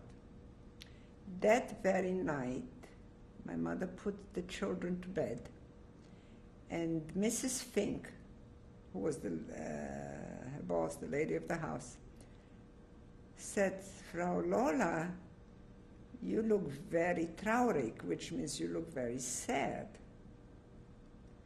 And my mother always said that gave her the opening to asking the woman a favor. That gave her the courage, actually. She says, you know what, Mrs. Fink, yes, I'm very sad, but I need to talk to you and your husband together.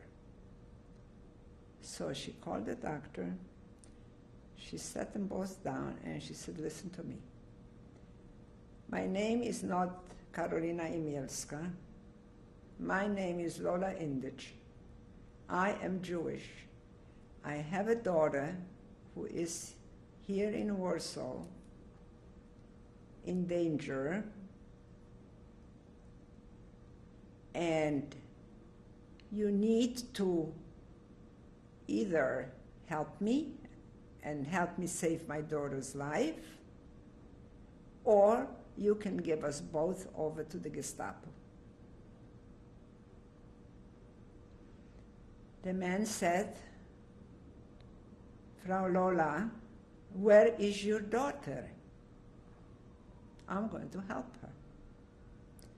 He took my mother, he took a car and went to get me, brought me to his house, hid me from the other two maids that were in the house, two Polish maids, held me there for, I think, 5 days, brought me papers from a dead person in the hospital, other papers, and sent me to a friend of his in Dresden, to a doctor also an SS man. And that's how I arrived in Dresden. And my mother remained with Dr. and Mrs. Fink until the very end of the war. She went back with them to Germany as the Germans retrieved. They took her, she went back with them, and they lived in Wiesbaden because that's where they're originally from. So they all went back to Wiesbaden. And then I will tell you then so Where were you living in Dresden? Who were you with? I was with the family of the doctor and his wife and a couple of kids. Big house. In what capacity? As a maid and a cook. I remember one thing, among others, the men used to hunt. They used to hunt deer and rabbits. They used to go hunting, and they used to bring this all the wild things home that had to be cleaned, and they had to be skinned, and they had to be, things that you learn along the way. Unbelievable. Besides, that just came to my mind. And you know what else I used to do? I used to fast twice a week. I used to fast. I don't know why. I used just to fast, like you fast on Tisha B'Av. Today I don't fast on Tisha B'Av, which I should. I said maybe I fasted enough years during the war that I don't have to fast on Tisha B'Av, but you know what? I used to fast. It gave me like a feeling of hope. I asked myself every day, will this ever end? Will this ever come to an end? Well, soon God heard, because after being in Dresden for about a year or two, the bombs started flying. The Americans started bombarding a lot. Dresden was being bombarded tremendously. And when the people went to shelters and they were so scared, I was singing to myself because I said, well, maybe the end is near. And indeed, soon after, the war was coming to an end. But the Dresden years were not so bad, because I remember going into town when I had we lived in the suburbs, beautiful neighborhood, they were wealthy people. And, I went about, they liked me, I worked hard. Did they know you were Jewish? No, they didn't know I was Jewish. Do you recall your identity? What your name was? You had new identity, you said.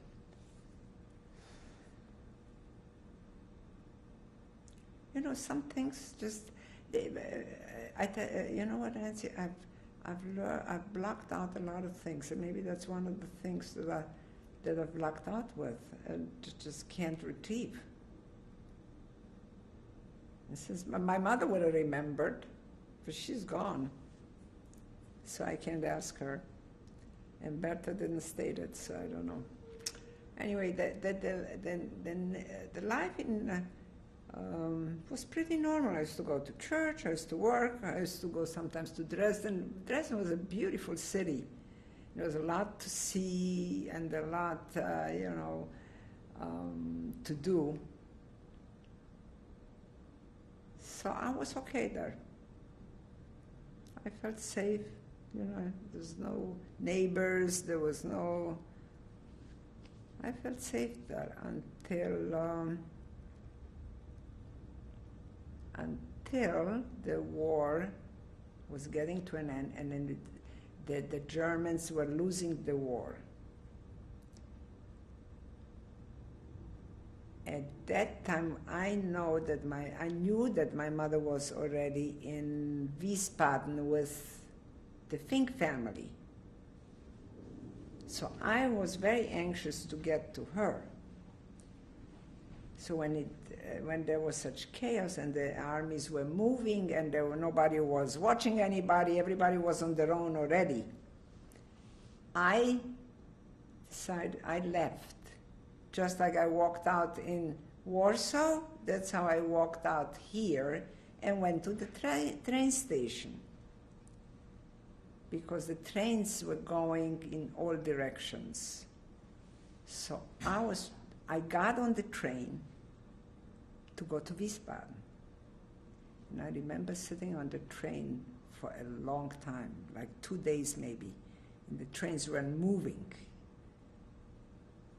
And there were people milling back and forth, soldiers and civilians and children. Everybody was gone. It was very chaotic. And at one time I hear my name being called. The German lady for whom I was working figured that I escaped to go someplace, and she came to the train station looking for me, going through the different compartments. Let's just take a break for a minute and change tapes. This is tape number 5, September 11th, 2001, interview with Miriam Tauber. At the end of the last tape, you were talking about being at the train station and being sought by your employer. Right. I hid again, I don't know, under the bench or in the toilet, until the voice that was calling my name disappeared. And eventually, the train left, and I was on it to Wiesbaden from Dresden. There I arrived to my mother and to the Fink family. The other 2 servants weren't there anymore, so I didn't have to be in hiding in the Fink family's house. And I remained with them until the liberation by the American Army, which was April of 95.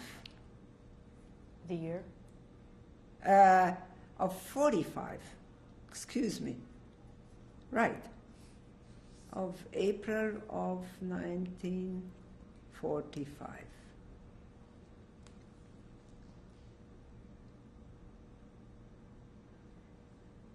Do you want me to go on with the liberation?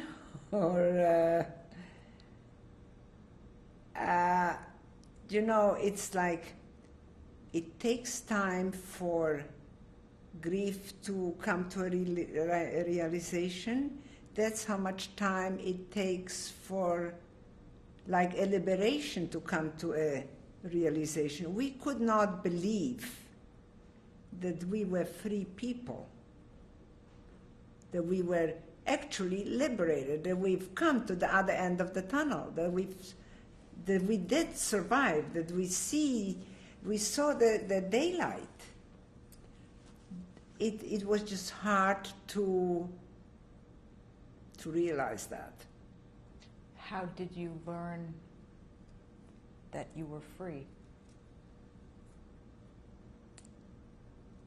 Because we saw the Americans. And one of whom was Bernie Metrick. And then he came. They started asking around whether there were any Jews. I'm sorry that he isn't here because he remembers it even better than me. My mother and I went to him, and I spoke English, by the way, or as a second language, because I never told you, my father was in America when I was a child, long before the war, because he wanted to immigrate. He and his brother went to America. They wanted to immigrate to America. And the only possibility was as rabbis. So when my father returned back and his brother, they started working on papers as rabbi, because that's the only way they could have gotten a visa to go back to America. Otherwise it was very difficult.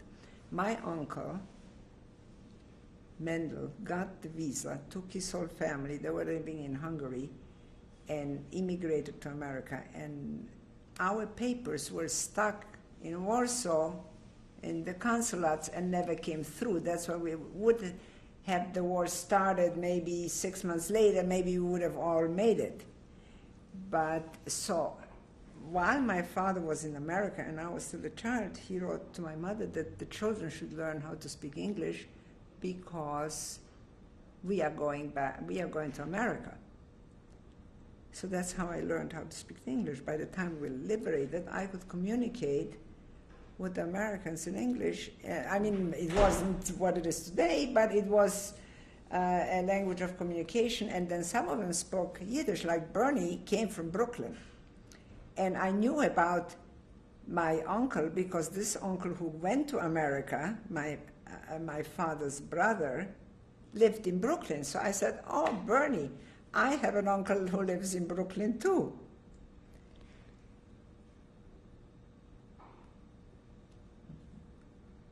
How did you know that? How did you know who to go to identify yourself? Exactly. The way it was, well, we really wanted to contact, we had confidence in the Americans that we can go to the Americans and identify ourselves. So when I found, and they were looking for Jews to identify with. So I went to Bernie, and then Bernie said, in order for him to establish me as he needed to, he went to his superior. Bernie was a captain. Then he went to his superior and said that he found some Jewish people that they would like to help and they would like to liberate. And so the officer in charge then, his superior said that we needed to come and we had to say prayers. They asked us about Jewish holidays, and we had to identify this way.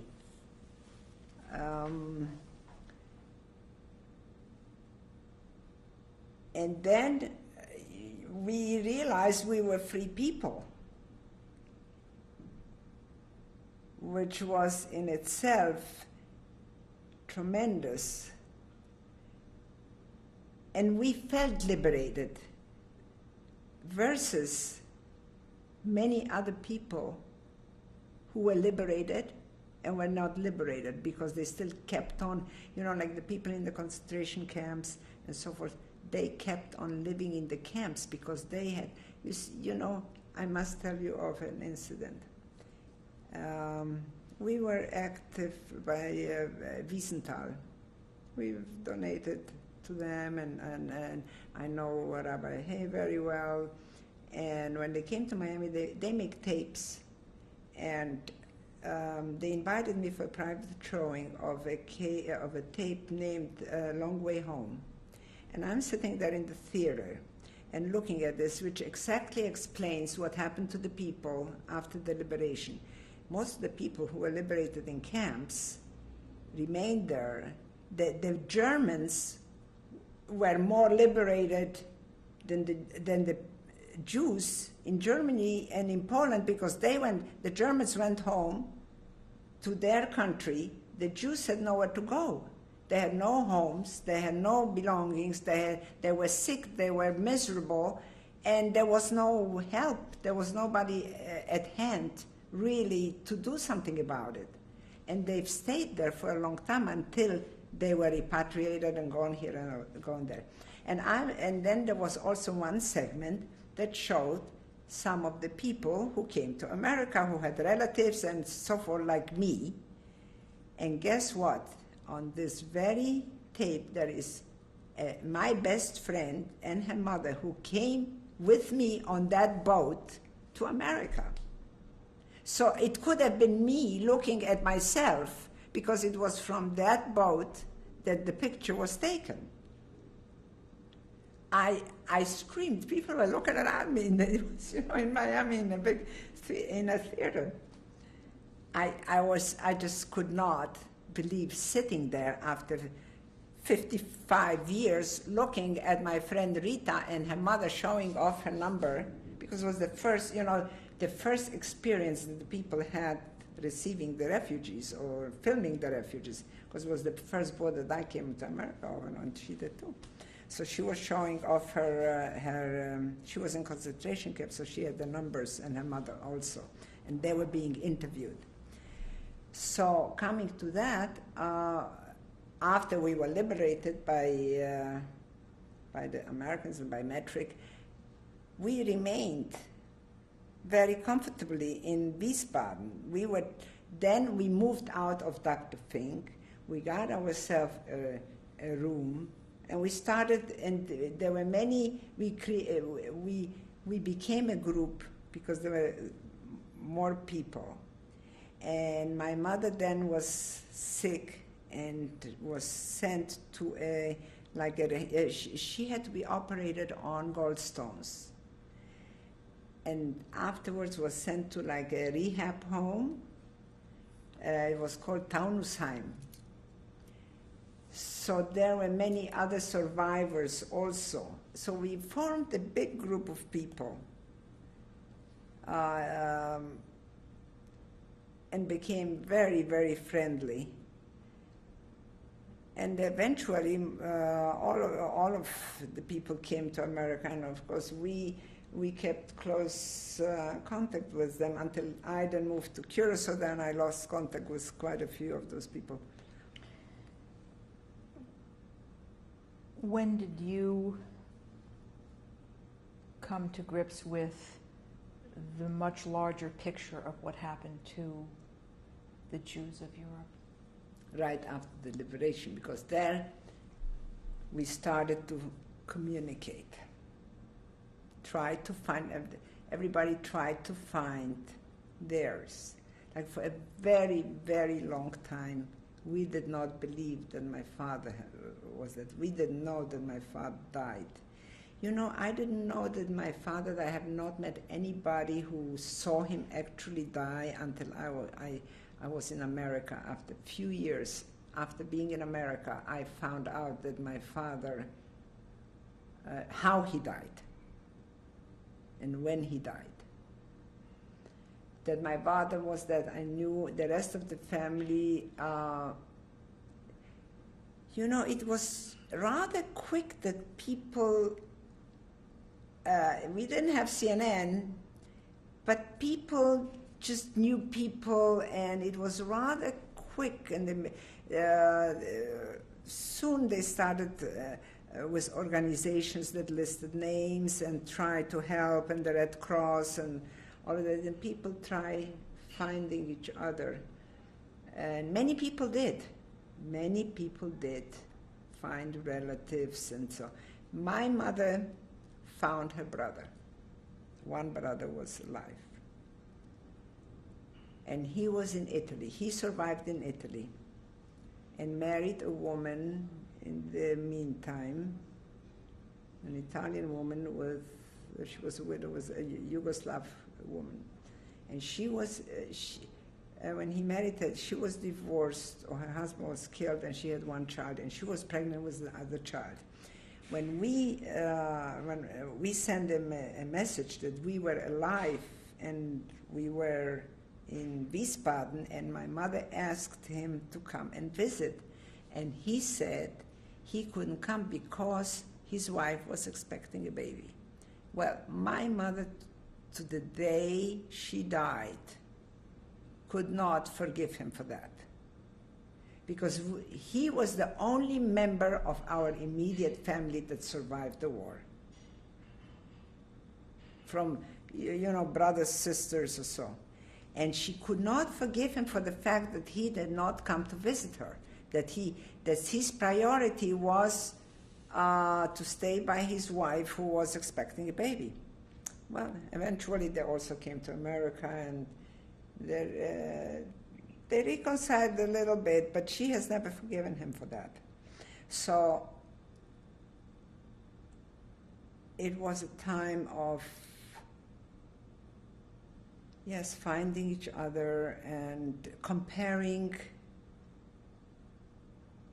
how one survived, or how one went through, how we made it. Like I know these thousands of people today who escaped the World Trade Center will tell their stories. And that's how we told our stories, and no two were alike.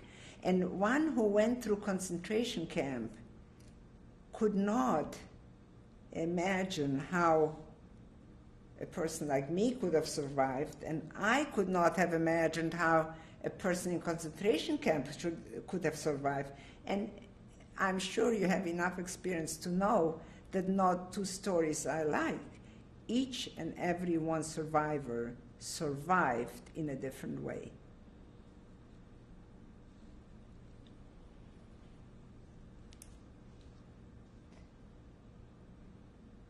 How long did you remain in Germany after the war? Exactly 1 year, because we were liberated in April of 45, and we have arrived May 20th, 46 to America. What were you doing in Germany? Well, I tell you, we needed money because we were broke, as they say in English. So we started making cigarettes, bought tobacco. That was the thing to do. So we were doing, we bought tobacco and paper, and we were rolling cigarettes and smoking them at the same time. And selling them, filling them into boxes and then selling them. And my mother, there was my mother, and there were other, a lot of friends that we met along the way. And I used to go out and sell them. I also had metric. I had a little bit experience I wanted to study dentistry, actually. I love dentistry. During the war, at one time, which I cannot pinpoint, I worked as a dental assistant and learned some dentistry. So when I was liberated, metric is a dentist. And he opened, for the soldiers, he had like a office, like a clinic. And I helped him. I used to do the cleaning. So I worked for him for a little bit. Then later, UNRWA was founded. So he got me into working for UNRWA. And, we were already then on our own. We left the things, we tried to make our own life. My mother has been recuperating from her illness, and we tried to rehabilitate ourselves a little bit. And the HIAS organization helped us. And I have a cousin, had a cousin, unfortunately he passed away, in Cleveland, who he's my father's cousin. And he was a lawyer, very well established in Cleveland with a lot of connections. He sent me the affidavit, and his affidavit was very strong and was done professionally since he was a lawyer and involved in politics. So you see how this came about was that Metric got me together with my uncle, got me connected with my uncle. And my uncle asked Henry Gottfried to get me an affidavit, which he did. And they worked quickly, and that's how I was processed, one of the very first people, and made it on the first boat to America. But back in Germany, when you were working for UNRWA, what were your responsibilities? Well, our responsibility was to help the survivors to find their ways and to register them. And we gave the information to the HIAS and worked together with other organizations and to help the people basically to find their way home.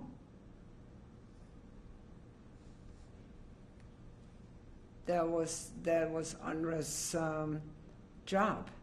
And UNRWA also gave me a great recommendation to when I came to America to be able to get a job at the United Nations. First, they had recommended me to the American delegation to the United Nations. But I did not work for the American delegation, but I did work for the United Nations. How old were you when you arrived in this country? I arrived to America on my 20th birthday. The captain gave me a welcome or farewell party, either one, I don't know, because it was very significant. And what was the name of the ship that you arrived on? Marine Flesher. How old was your mother at that time? My mother was 44 years old. Young. Very young, looking back. But you know what, to me, she did somehow, she did not, maybe because of what we've been through or what she's been through and what, you know, she was so courageous. She was so energetic through this. I think that it's because of her energy that I've survived, definitely, no doubt about that, but that she survived because she didn't sit back, you know, she was really very, very active. Do you have any memories of actually coming into New York Harbor, the Marine Flasher? Yes. What are they? You know, even on the ship, we had a doctor who, and there was a whole group of us, friends, many friends. We came, a lot of friends together. Because we were from, you see, we made more friends because we went from Wiesbaden to Bremerhaven from where we left. And then I think we were like 2 or 3 weeks. So the friends we didn't bring with us, we made in Bremen. There was a Dr. Adler, I remember, and he then became the ship's doctor. And a friend of ours, one of them, and he was not very nice to the people, a Jewish guy. But he liked my mother and me very much, and he was very, so some people complained, and we said, oh, don't complain, he's nice. One of our friends contracted a disease like a rose, I think, you know, on like the skin something, and the doctor was called, and they said, this Dr. Adler said that he had this disease and that he has to report it and once they reported, they have to be taken to Ellis Island. So my mother and I went to Dr. Adler, said, listen, you don't have to report it. I mean, this is not so contagious. Da, da, da, da, da. Well, he raised holy hell with us. So I said, you see, and you don't feel it on your own skill, you don't believe other people. But we were very sorry because he was a friend of ours. Finally, he was taken off to Ellis Island and stayed there for a couple of days, I think a week or so. But coming to answer your question, coming to America was a feeling of elation, of miracles coming through, believing in all that one, like all the dreams, because sometimes you used to dream bad dreams and good dreams, and if a good dream comes through, you just can hardly believe that it did. So coming to America was definitely a dream come true, and it was, like we seeing today what's happening, we cannot believe it. That's how coming to America, you just can't believe that we made it, that we're here, that we're safe. It was beyond comprehension. What were the greatest challenges to you as a young girl of 20 being in this new culture, this new land? Well, I came to relatives. They picked up my uncle Mendel came to pick us up and took us to Brooklyn. He had his daughter living. He was a butcher, had a butcher store. So he had a daughter, was a child living there, and his wife, and another son, rabbi, and they were very Orthodox. They wouldn't open the refrigerator on Saturday. So my mother and I said to ourselves, we got to get out of here. And we rented a little room on Flatbush Avenue above a delicatessen store by Mr. Finkel, an older gentleman who lived alone and rented us a room. Well, that was, in comparison, was great. Where does the mayor live? Gracie Mansion. With Gracie Mansion, believe me, could not have compared to the room at Mr. Finkel's. It was our own. And you know what the first thing we did? We went and we bought a new mattress that nobody else had slept on. Because for 6 years, we either slept on the floor or slept on beds that have been slept in, or dirty, or no beds. That was like a symbol of being on your own, by yourself, liberated. To me, to us, both of us. I guess everybody had a different desire. But that, I know, was the first thing.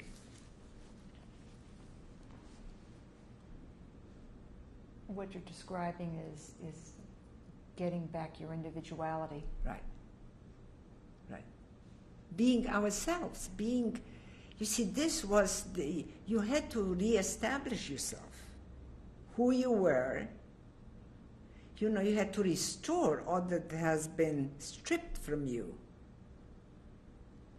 And that was, we had a little bit of time in Germany, but we didn't have the means, and we didn't have, we didn't have the courage, the strength. First of all, we had to get physical strength because we were all very weak. Although in Germany I didn't suffer any hunger, so that was already, we recouped a little bit. We didn't come out like the people out of the concentration camp who were emaciated. We were fine. But mentally, you had to reestablish yourself. Mentally, you had to get yourself back on track, which, for me, in order to do that, I had to block out a lot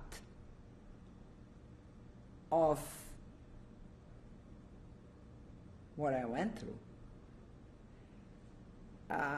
I guess I was lucky to be able to do that because many people would have wanted to do that and couldn't do it. I guess I was lucky, or I don't know what kind of skills I had that I was able to. And I was very lucky.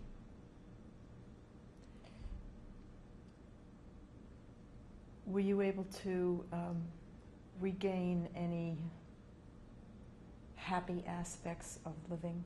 Were you able to have No. fun? No. I never sing. At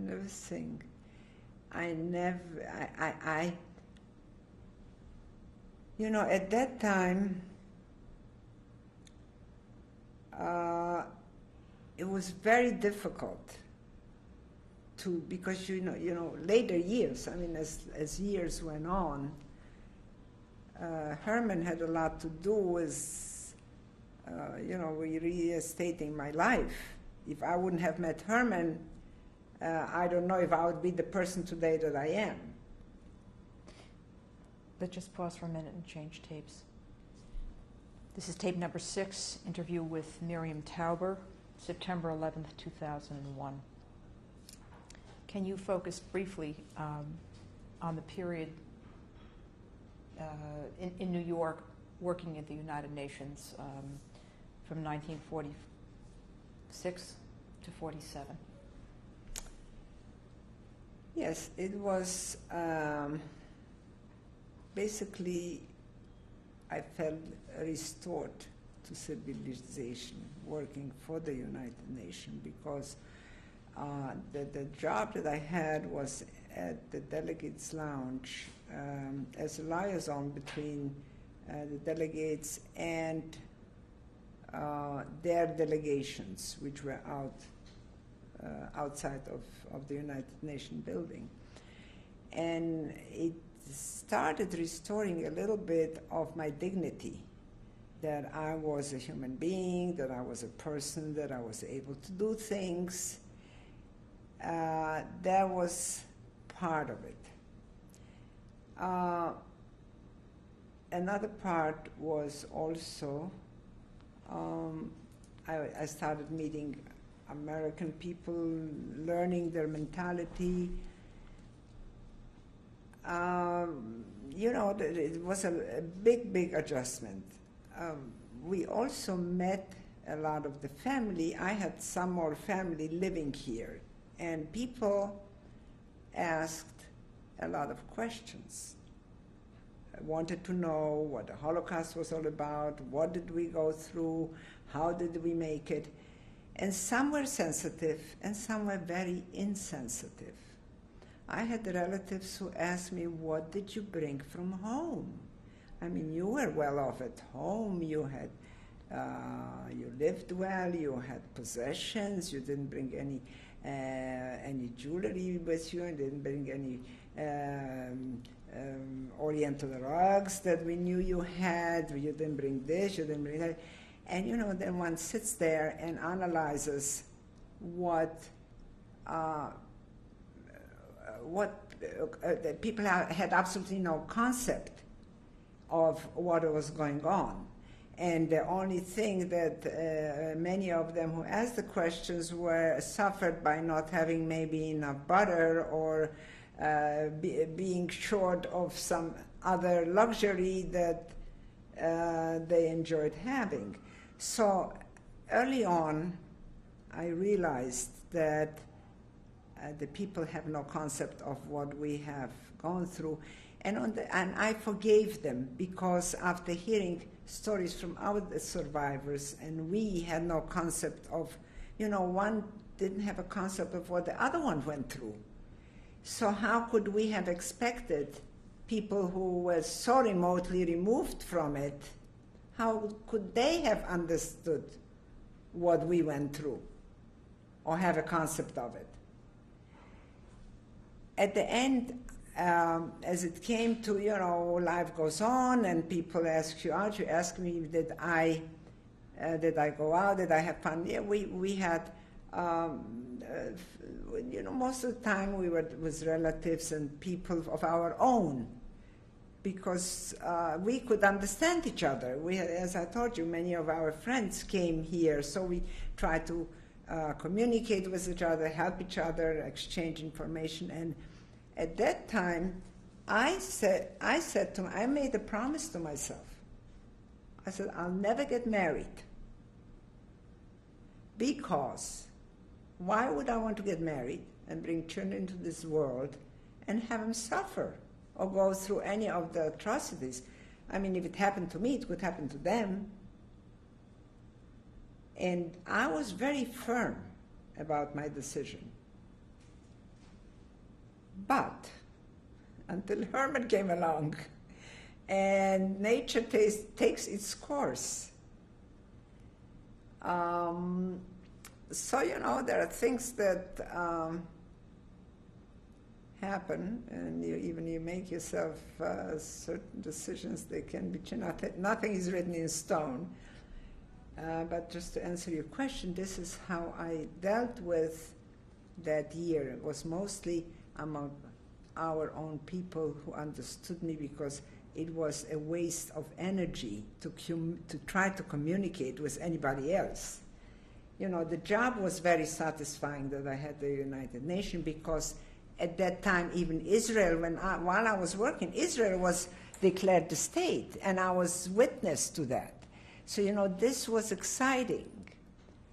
And where were you when the vote came because, in? you see, I worked at the lounge, and the delegates, when they got a message from the delegation, we used to always enter the conference halls to communicate with the delegates. So, we were always there. I was working there with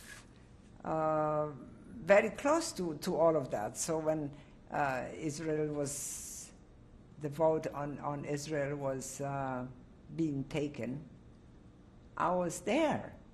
And, and I met Mrs. Roosevelt, and I met Gromyko. I spoke to him because I spoke many languages. And I learned there to communicate that people of their caliber were just people. So I have, like when Clinton came to Florida, and I sat with him and I talked to him for about 10 minutes. I was so relaxed, like talking to you. I have absolutely no barriers. I feel no barriers talking to anybody who is either a political figure or any other figure, because I think while I was working at the UN and I saw how the people were just people, and that you can talk to them, and they're no different than you and I. They just hold these posts, and so, as you go on in life, you learn different things. During your marriage to Herman Tauber, did you have children? Yes. We have 3 children. Paulette, born in 1949, Erwin in 51, and Susie in 55. And do you have grandchildren? We have 7 grandchildren.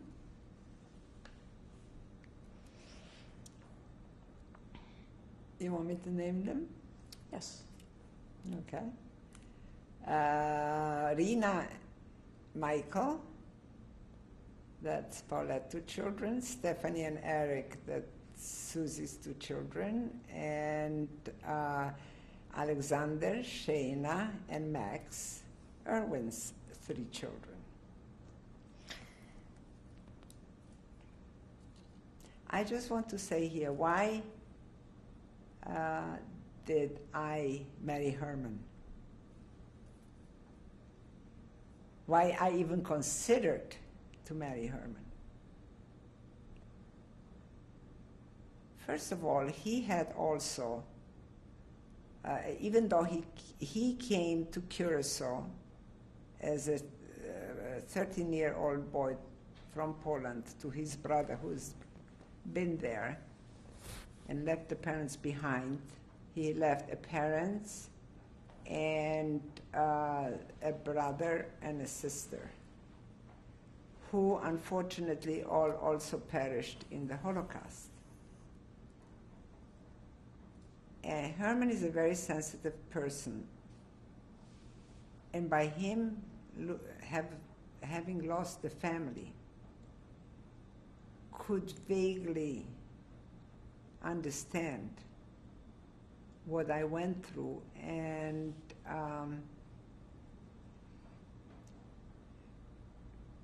gave me a lot of courage to go on with life. Had a lot of confidence in me, and understood a little bit what I went through. And he also saw that my mother, who I was with, that I wasn't going to separate from her. So he knew that by marrying me, he realized that not because I asked him to, but because he wanted to. Took in my mother. He loved my mother as much as I can imagine, would have loved his own mother. And my mother lived with Herman and I all of our married life. And he has really respected her and loved her like no other son-in-law I have ever met. She meant a lot to him, and so much so that after when she passed away, we built the auditorium in her. We started building it in her honor. Unfortunately, she passed away, and then we had to dedicate it in her memory. But it was all Herman's doing, and it was all Herman's idea, and he felt her loss as deep as I did. Where is this auditorium? In the Aventura Turnberry Jewish Center in Miami, Florida. What other contributions to Jewish life have you made? We have built a school there also. From 2-year-olds until 6th grade. We are now planning on going on to a high school. We started as it started small with 2 classrooms the synagogue had, and we then built the school, which is state of the art.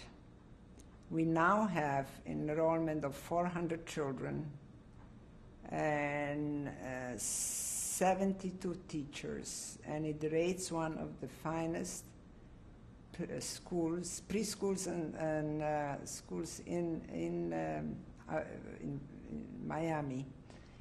And we are very, very proud. It bears our name. And we feel, I've learned through my years that educating children is the most important thing, because just like Stalin knew where to begin, that's how I feel we need to begin, especially giving them a Jewish education, because after what we have suffered and what is happening in this country and throughout the world, the Jews are losing their identity and they're intermarrying, and we are, instead of strengthening our people, we're being weakened. And I feel that only through early childhood education can we may have a chance to hold off this downslide. And therefore, we invested in educating children. We also have just dedicated a big park and recreation for them. And we're very proud of this accomplishment.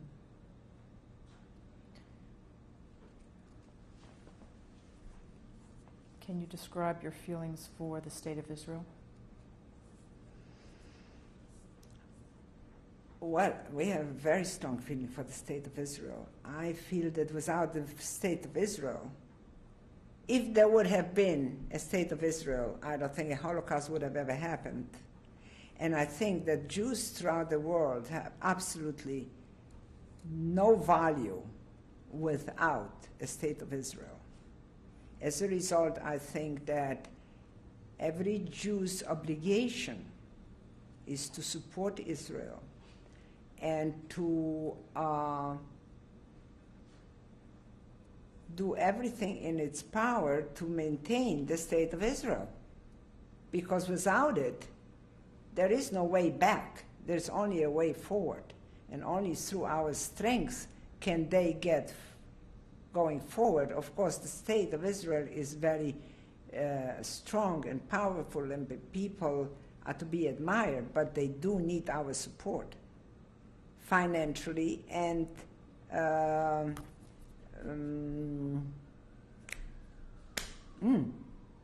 our hearts they have, but there is a word, no? Okay.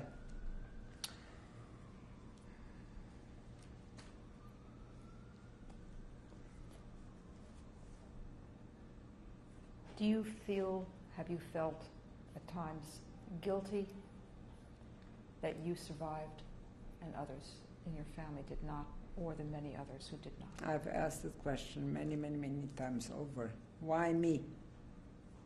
Why not my brother? Why not my father? But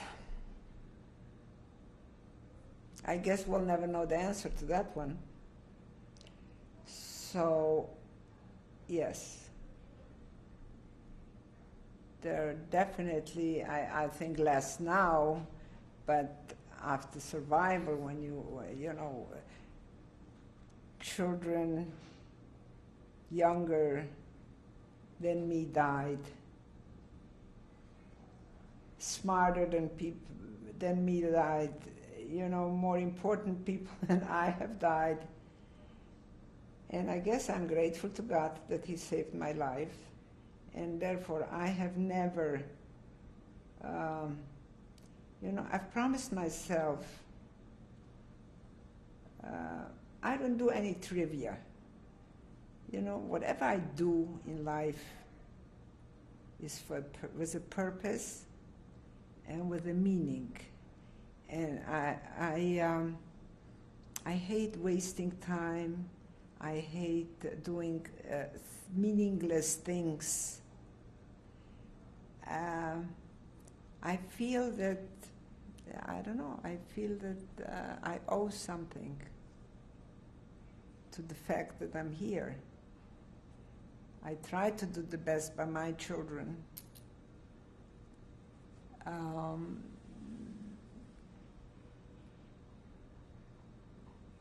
But you know, the best is not always the best. What you think is the best is not always the best. I mean, see, when we came out of the Holocaust, our security was important, to establish a security.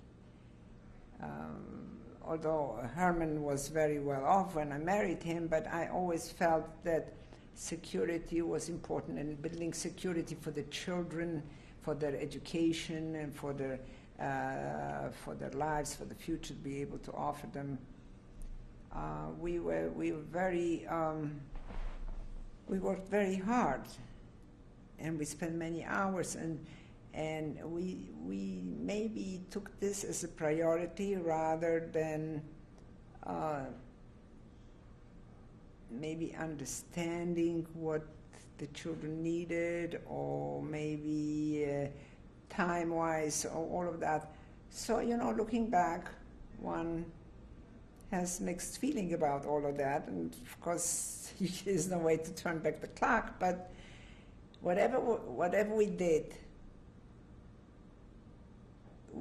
because we thought it was the best.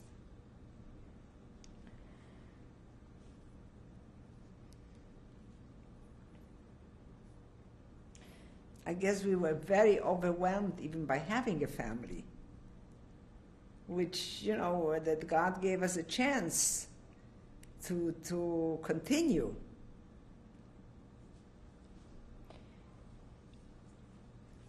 Do you dream about your experiences during the war? I have one dream that haunts me, always the same dream. I am lost and I'm looking for doors, and I can't be in a place, and I try to get back to the same place, and I can never find the same place again. I can never find the way to get there. Like I've been, let's say, like I'm in a hotel room, and I went to do something, and then I want to try and come back to the same place, and I can't find the same place again. It's very strange. One day I have to go to somebody to analyze my dream. I don't know why it is. And I run. Through streets, I run. I keep on running. And I just can't find the place that I'm looking for. I can't, even the place I've been to, wherever it is, in the different places, in different parts of the world. How old are you in this dream? Sometimes I'm young, and sometimes I'm today.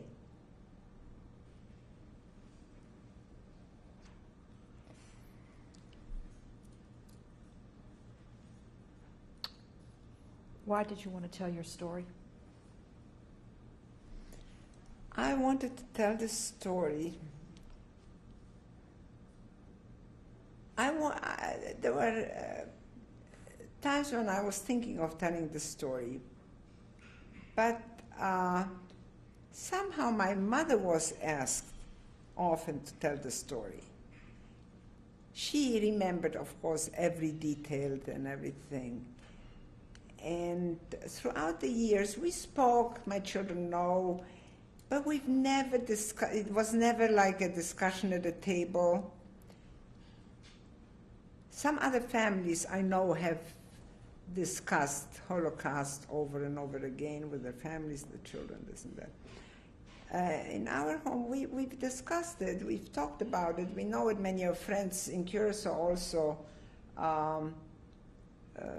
were survivors and children of survivors, but we have not talked too much about it. My mother never wanted to do the interview. She said, why? And she just never wanted to do it. The last couple of months ago, Stephanie said, that she's studying. They're studying in school about the Holocaust. Although my other grandchildren also asked me questions only when it was a school assignment, not because they were interested, I felt. So when Stephanie had this assignment and she asked me questions, she had spoken to her teacher and asked him whether he would allow me to come and speak in front of her class, because she would like me to do that. And I said, you know what, Stephanie, for you, I will do it. It took a little thinking, and I said, for you, I will do it. And I went to school, and I told them very shortly, I mean, within a half an hour, a few episodes of the survival. And the girls were really mesmerized. I talked, and they were very impressed. And Stephanie was very grateful that I did this. I was very happy. And she says, oh my, it would be really wonderful if you would make a tape and record your story. I think it would be very important for everybody in the family to know your story, and I would love you to do it. I said, you know what, Stephanie? You're the first grandchild who really is interested in it and who gives me the encouragement.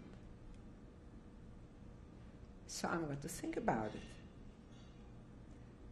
Then we talked more about it, and then, of course, you being Nancy, Susie's friend, gave me a lot of encouragement, and I feel comfortable with you.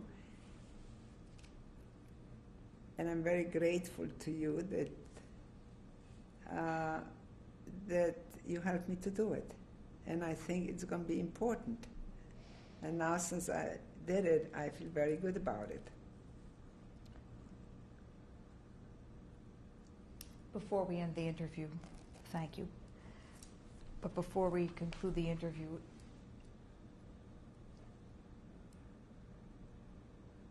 to your children, your grandchildren, and to others at large who will see this interview as part of the Shoah Foundation archive,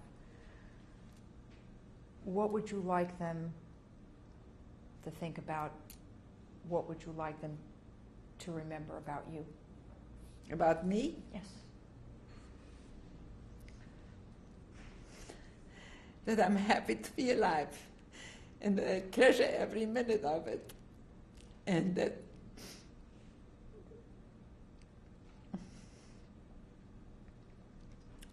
I'm grateful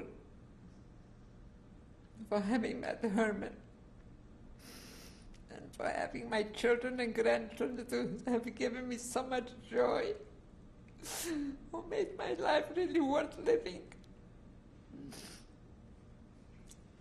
And that I could pay back my mother for saving my life, because she died to be a very happy person. I gave her all that she ever wanted. And she really was happy because she had my love, she had my husband's love, and she had my children. All my children loved her very much. I think that when she passed away, they felt that they've lost a mother, because she was more a mother to them maybe than I was, because I was working in the business and she was really sharing my life. She never wanted to get married. She had many opportunities to, but she never wanted to get married because she enjoyed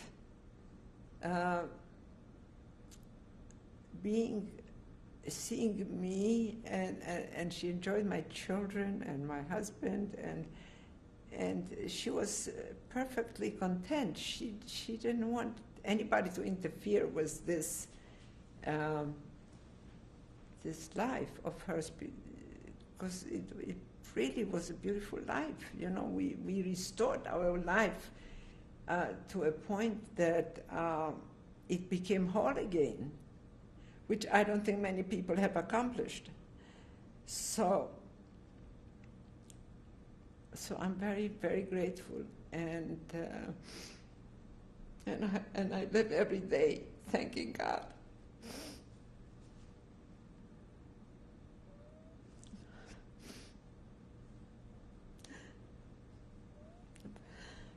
For what He let me accomplish.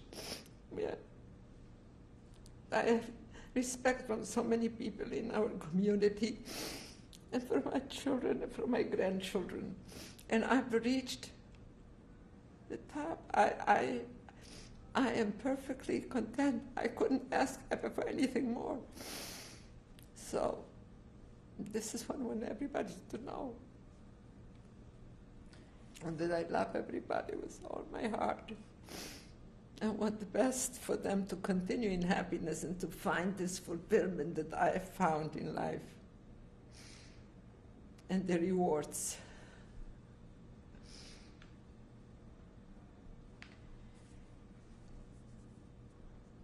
On behalf of the foundation, on behalf of the Shoah Foundation, myself and Yitzhak, I want to thank you for enduring today under these circumstances, these terrible circumstances for all of us, and sharing your story with us in such a beautiful and proud and noble way. Thank you, Nancy. Thank you, and thank you, Isaac, for your help and bearing with us, and I will remember this day forever.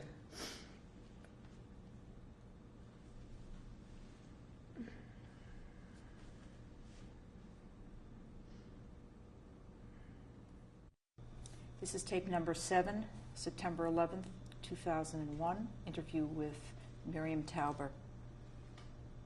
Mrs. Tauber, would you please tell me who's in this photograph? Yes, this photograph has been taken just before the war started.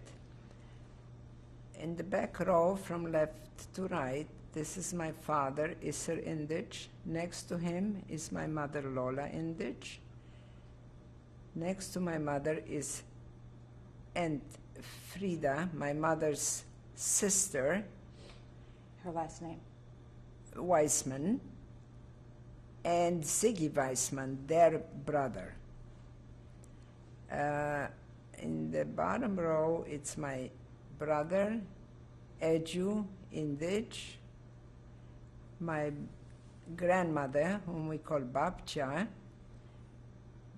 and name is Sura Weissman, and that's little me there, Miriam Minka Indich at that time. Where was this photograph taken? It was taken in Żywiec, must be in our house,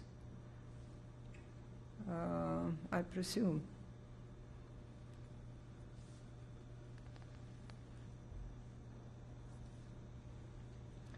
This is a picture, my favorite picture, of my brother and me. We was apparently in our school uniforms, and a happy one. I must have been about 10, and my brother was 2 years older, so he would have been 12. And I carried this picture with me at all times. It reminds me of good time, of home. I just love looking at it.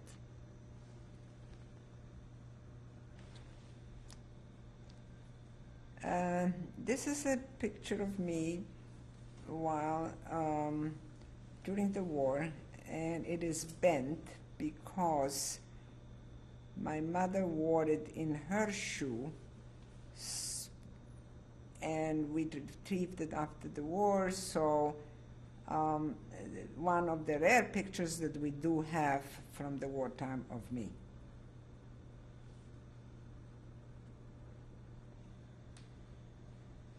This is Dr. Fink, the one for whom my mother worked for in Warsaw, who saved her life and my life, as you heard in the story. And we have been forever grateful. We have acknowledged that to him after the war, and we also gave his name to the organization to be registered as a friend of Jews, and for what he has done to us. This is to Yad Vashem? To Yad Vashem, yes. This is a picture of my mother, Lola Indich, who was taken to the hospital about 6 months after the liberation and was operated on gallstones.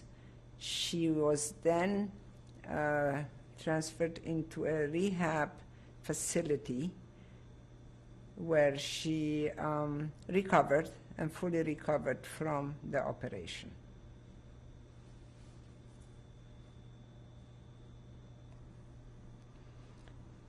This is a picture of me after the war, when I worked for UNRWA in Wiesbaden and helped with the rehabilitation of the refugees until I came to America. So I enjoyed very much working for them and learned a lot.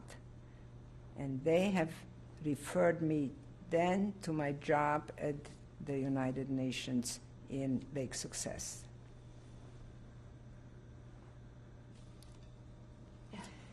This is actually a copy of the ticket that brought my mother and me to the United States. It is for the Marine Flesher on date. I'm just wondering the date on this here. It says anyway, Lola Indich and Miriam Indich, each one $134 plus $8 of taxes. Imagine, but it wasn't first class anyway.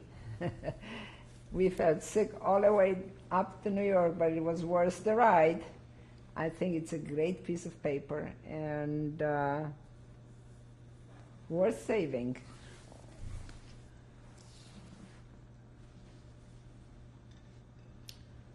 Since our ship was the first, the Marine Flesher was the first ship arriving to New York Harbor with Holocaust survivors. So we were received with music, we were received with flowers, with dignitaries, with cameras, and a lot of coverage in the press.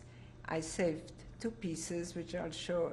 One of them is still coming, and this is the other one. The first Jewish DPs arrived from Germany, and that shows the Marine Flesher on the second page. Can I open it?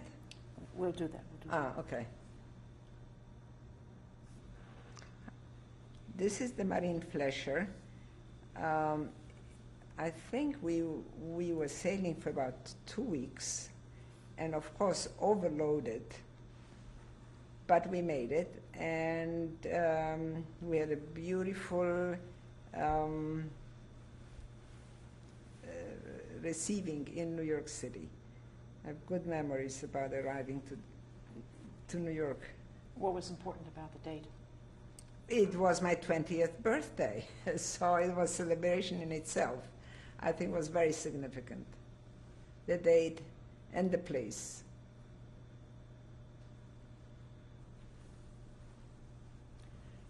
This is the other pictures. This was Vorwärts, the Jewish paper's coverage of the arrival.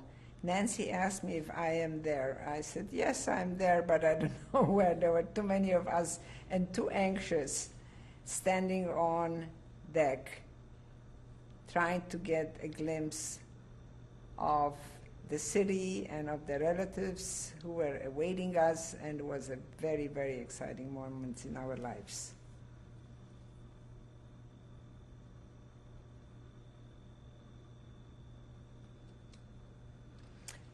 This is a picture on the boat.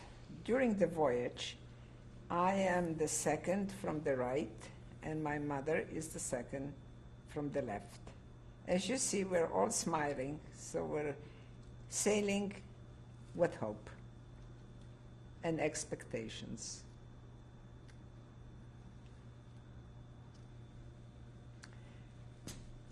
This picture is of my Uncle Mendel Indich, who is the second from the right, and my Aunt Helen, who is the second from the left.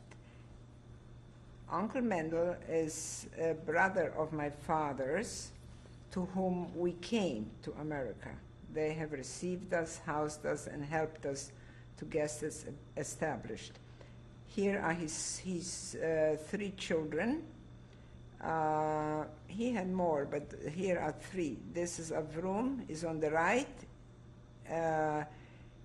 This must be Berta in the middle, and Rose on the left-hand side.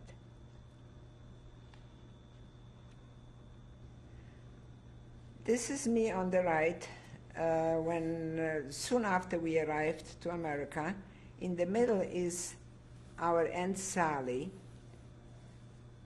who really welcomed us with deeds, not with questions. She brought us food. She helped us to to really make life possible in America, and was very concerned about how to help us and what she could do. Instead of asking silly questions, what have we brought from home?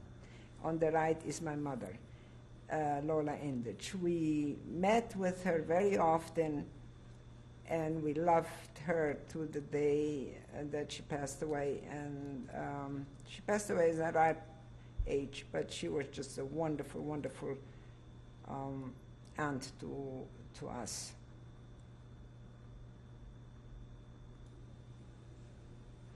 This picture is of a plaque that we've placed in the auditorium at the Aventura Turnberry Jewish Center in honor of, in memory of my mother, with inscription, and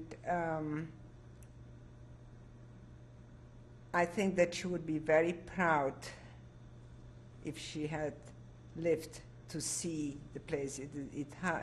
It's large, and we have also built an ark in that auditorium, and we perform services there on high holidays, and it's also a party room, and it's a very functional room, and all our parties so far, we had brisses and baby namings, and we've used always this room to celebrate it in, because it has great meaning to our family.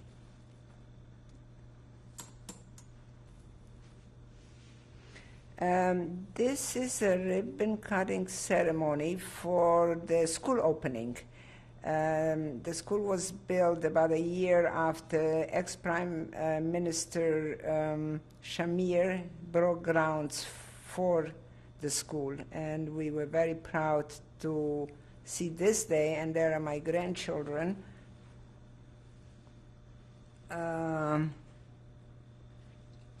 You know what? I can't see so far. I see Stephanie on the right, Eric next to her, Alexander next to Eric, Herman cutting the ribbon, and Bill Landa, who is the chairman of our board, and me, of course, right in the middle. It was a very, very happy occasion. All the children were there too, and it was a big day in our lives.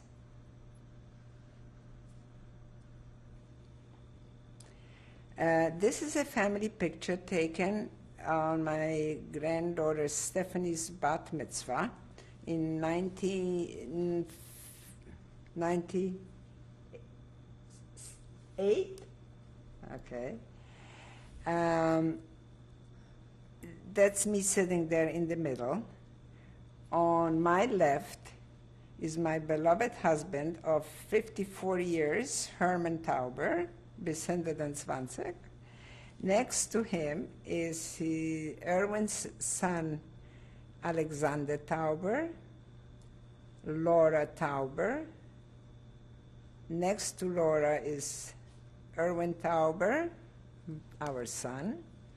Then it's Stephanie, my granddaughter, our granddaughter. Next to her beautiful mommy and daddy, Isaac Lemore. Next to Isaac is my oldest daughter, Paulette, her daughter, Rena Mintz, and next to Rena is her brother, Michael Mintz. Further, I see the bar mitzvah boy, Eric Lemore, in his nice bow tie. And next to Eric is my beautiful Shayna, who is Erwin's daughter. And that now we have one more grandchild born on June 14th to Erwin and Laura Tauber, and his name is Max. Huh? I'm sorry that I have forgotten. I have forgotten to mention my beautiful daughter's name, which is Susan, and we call her Susie, in her gorgeous red dress, and she beamed because it was a very, very special and happy day in her life to see Stephanie, her daughter, being bat mitzvahed, as it was to all of us. So forgive me, sweetheart, but I love you and I love all of you very, very much. So it was just an oversight. Well, obviously, this is a picture of Herman and me. And he is the beginning of my life and the end of my life. And I hope God will grant us years together, happy and healthy, to see our children and see nachas from them as we have seen until now.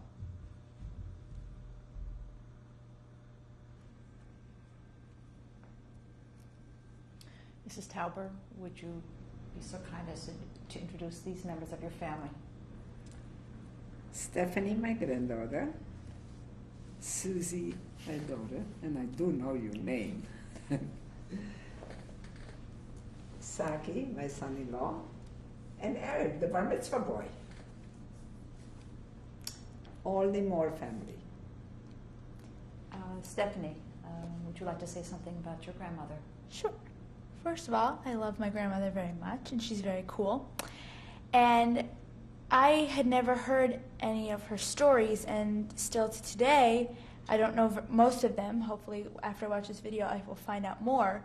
But as time goes on, her stories, she's the only one that knows them. And then as her mind gets slower and our minds get faster and we sort of drift apart, we need to know the stories and the tradition and the past, because we every day live from the past, and we live in the future, but we're living from the past. And therefore, I suggested to her that she take this interview, because then my children and my children's children can know what my grandmother went through, and so that her stories and my grandmother's stories are never, ever forgotten. Beautiful. Susan, do you want to say something? I'm happy she did it for her children, for her grandchildren, and for all the generations to come, to tell her story of a time of her life that should not be forgotten.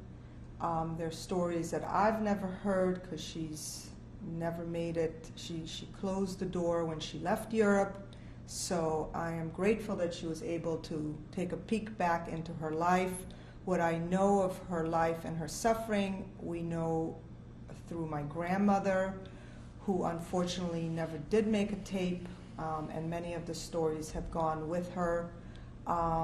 So I am grateful that she has taken the time and the energy, and I know it was a tremendous energy for her, because it was a chapter of her life that she definitely closed and did not want to revisit for the 50-odd years that she has been in America. And I thank you for making us all 3 American-born children. That was my goal. I said to my, if I may say so, I said to my husband, if ever we have children, the condition that I'll marry you under is that my children will be born in America. And he helped me, and I kept my promise. They need to belong to a country that they can be proud of, and that that the country can protect them, so that nothing would happen to me can ever happen to them. And I'm glad that you mentioned this. Saki. I come from a family that fortunately did not have these experiences. They all, either were coming from a different route or were able to get out of Europe before the Holocaust. So I'm very proud that my mother-in-law was able to transmit this to the generations to come, because there's an old saying that says that you don't know what you have until you've lost it. And she lost from the stories that we will hear, she lost life before she was 20. But then all of a sudden, there was a power in her that brought back a new life. And the grandchildren, you know, Stephanie and Eric, are the proof that life for certain people cannot be, you know, destroyed. And I'm proud that, you know, we are told that story for the grandchildren and their children to know that life is amazing, and you can always get it back, and somehow with power. So I'm glad that you were able to tell this story. Eric? Speechless. Anybody else want to say something? I have just a closing word that I hope that this will never happen again, and that you will guard it. I leave it in your hands to guard that this, what happened to me, should never happen again, and we should remember. And that is the message, to remember and never to forget. Thank you very much.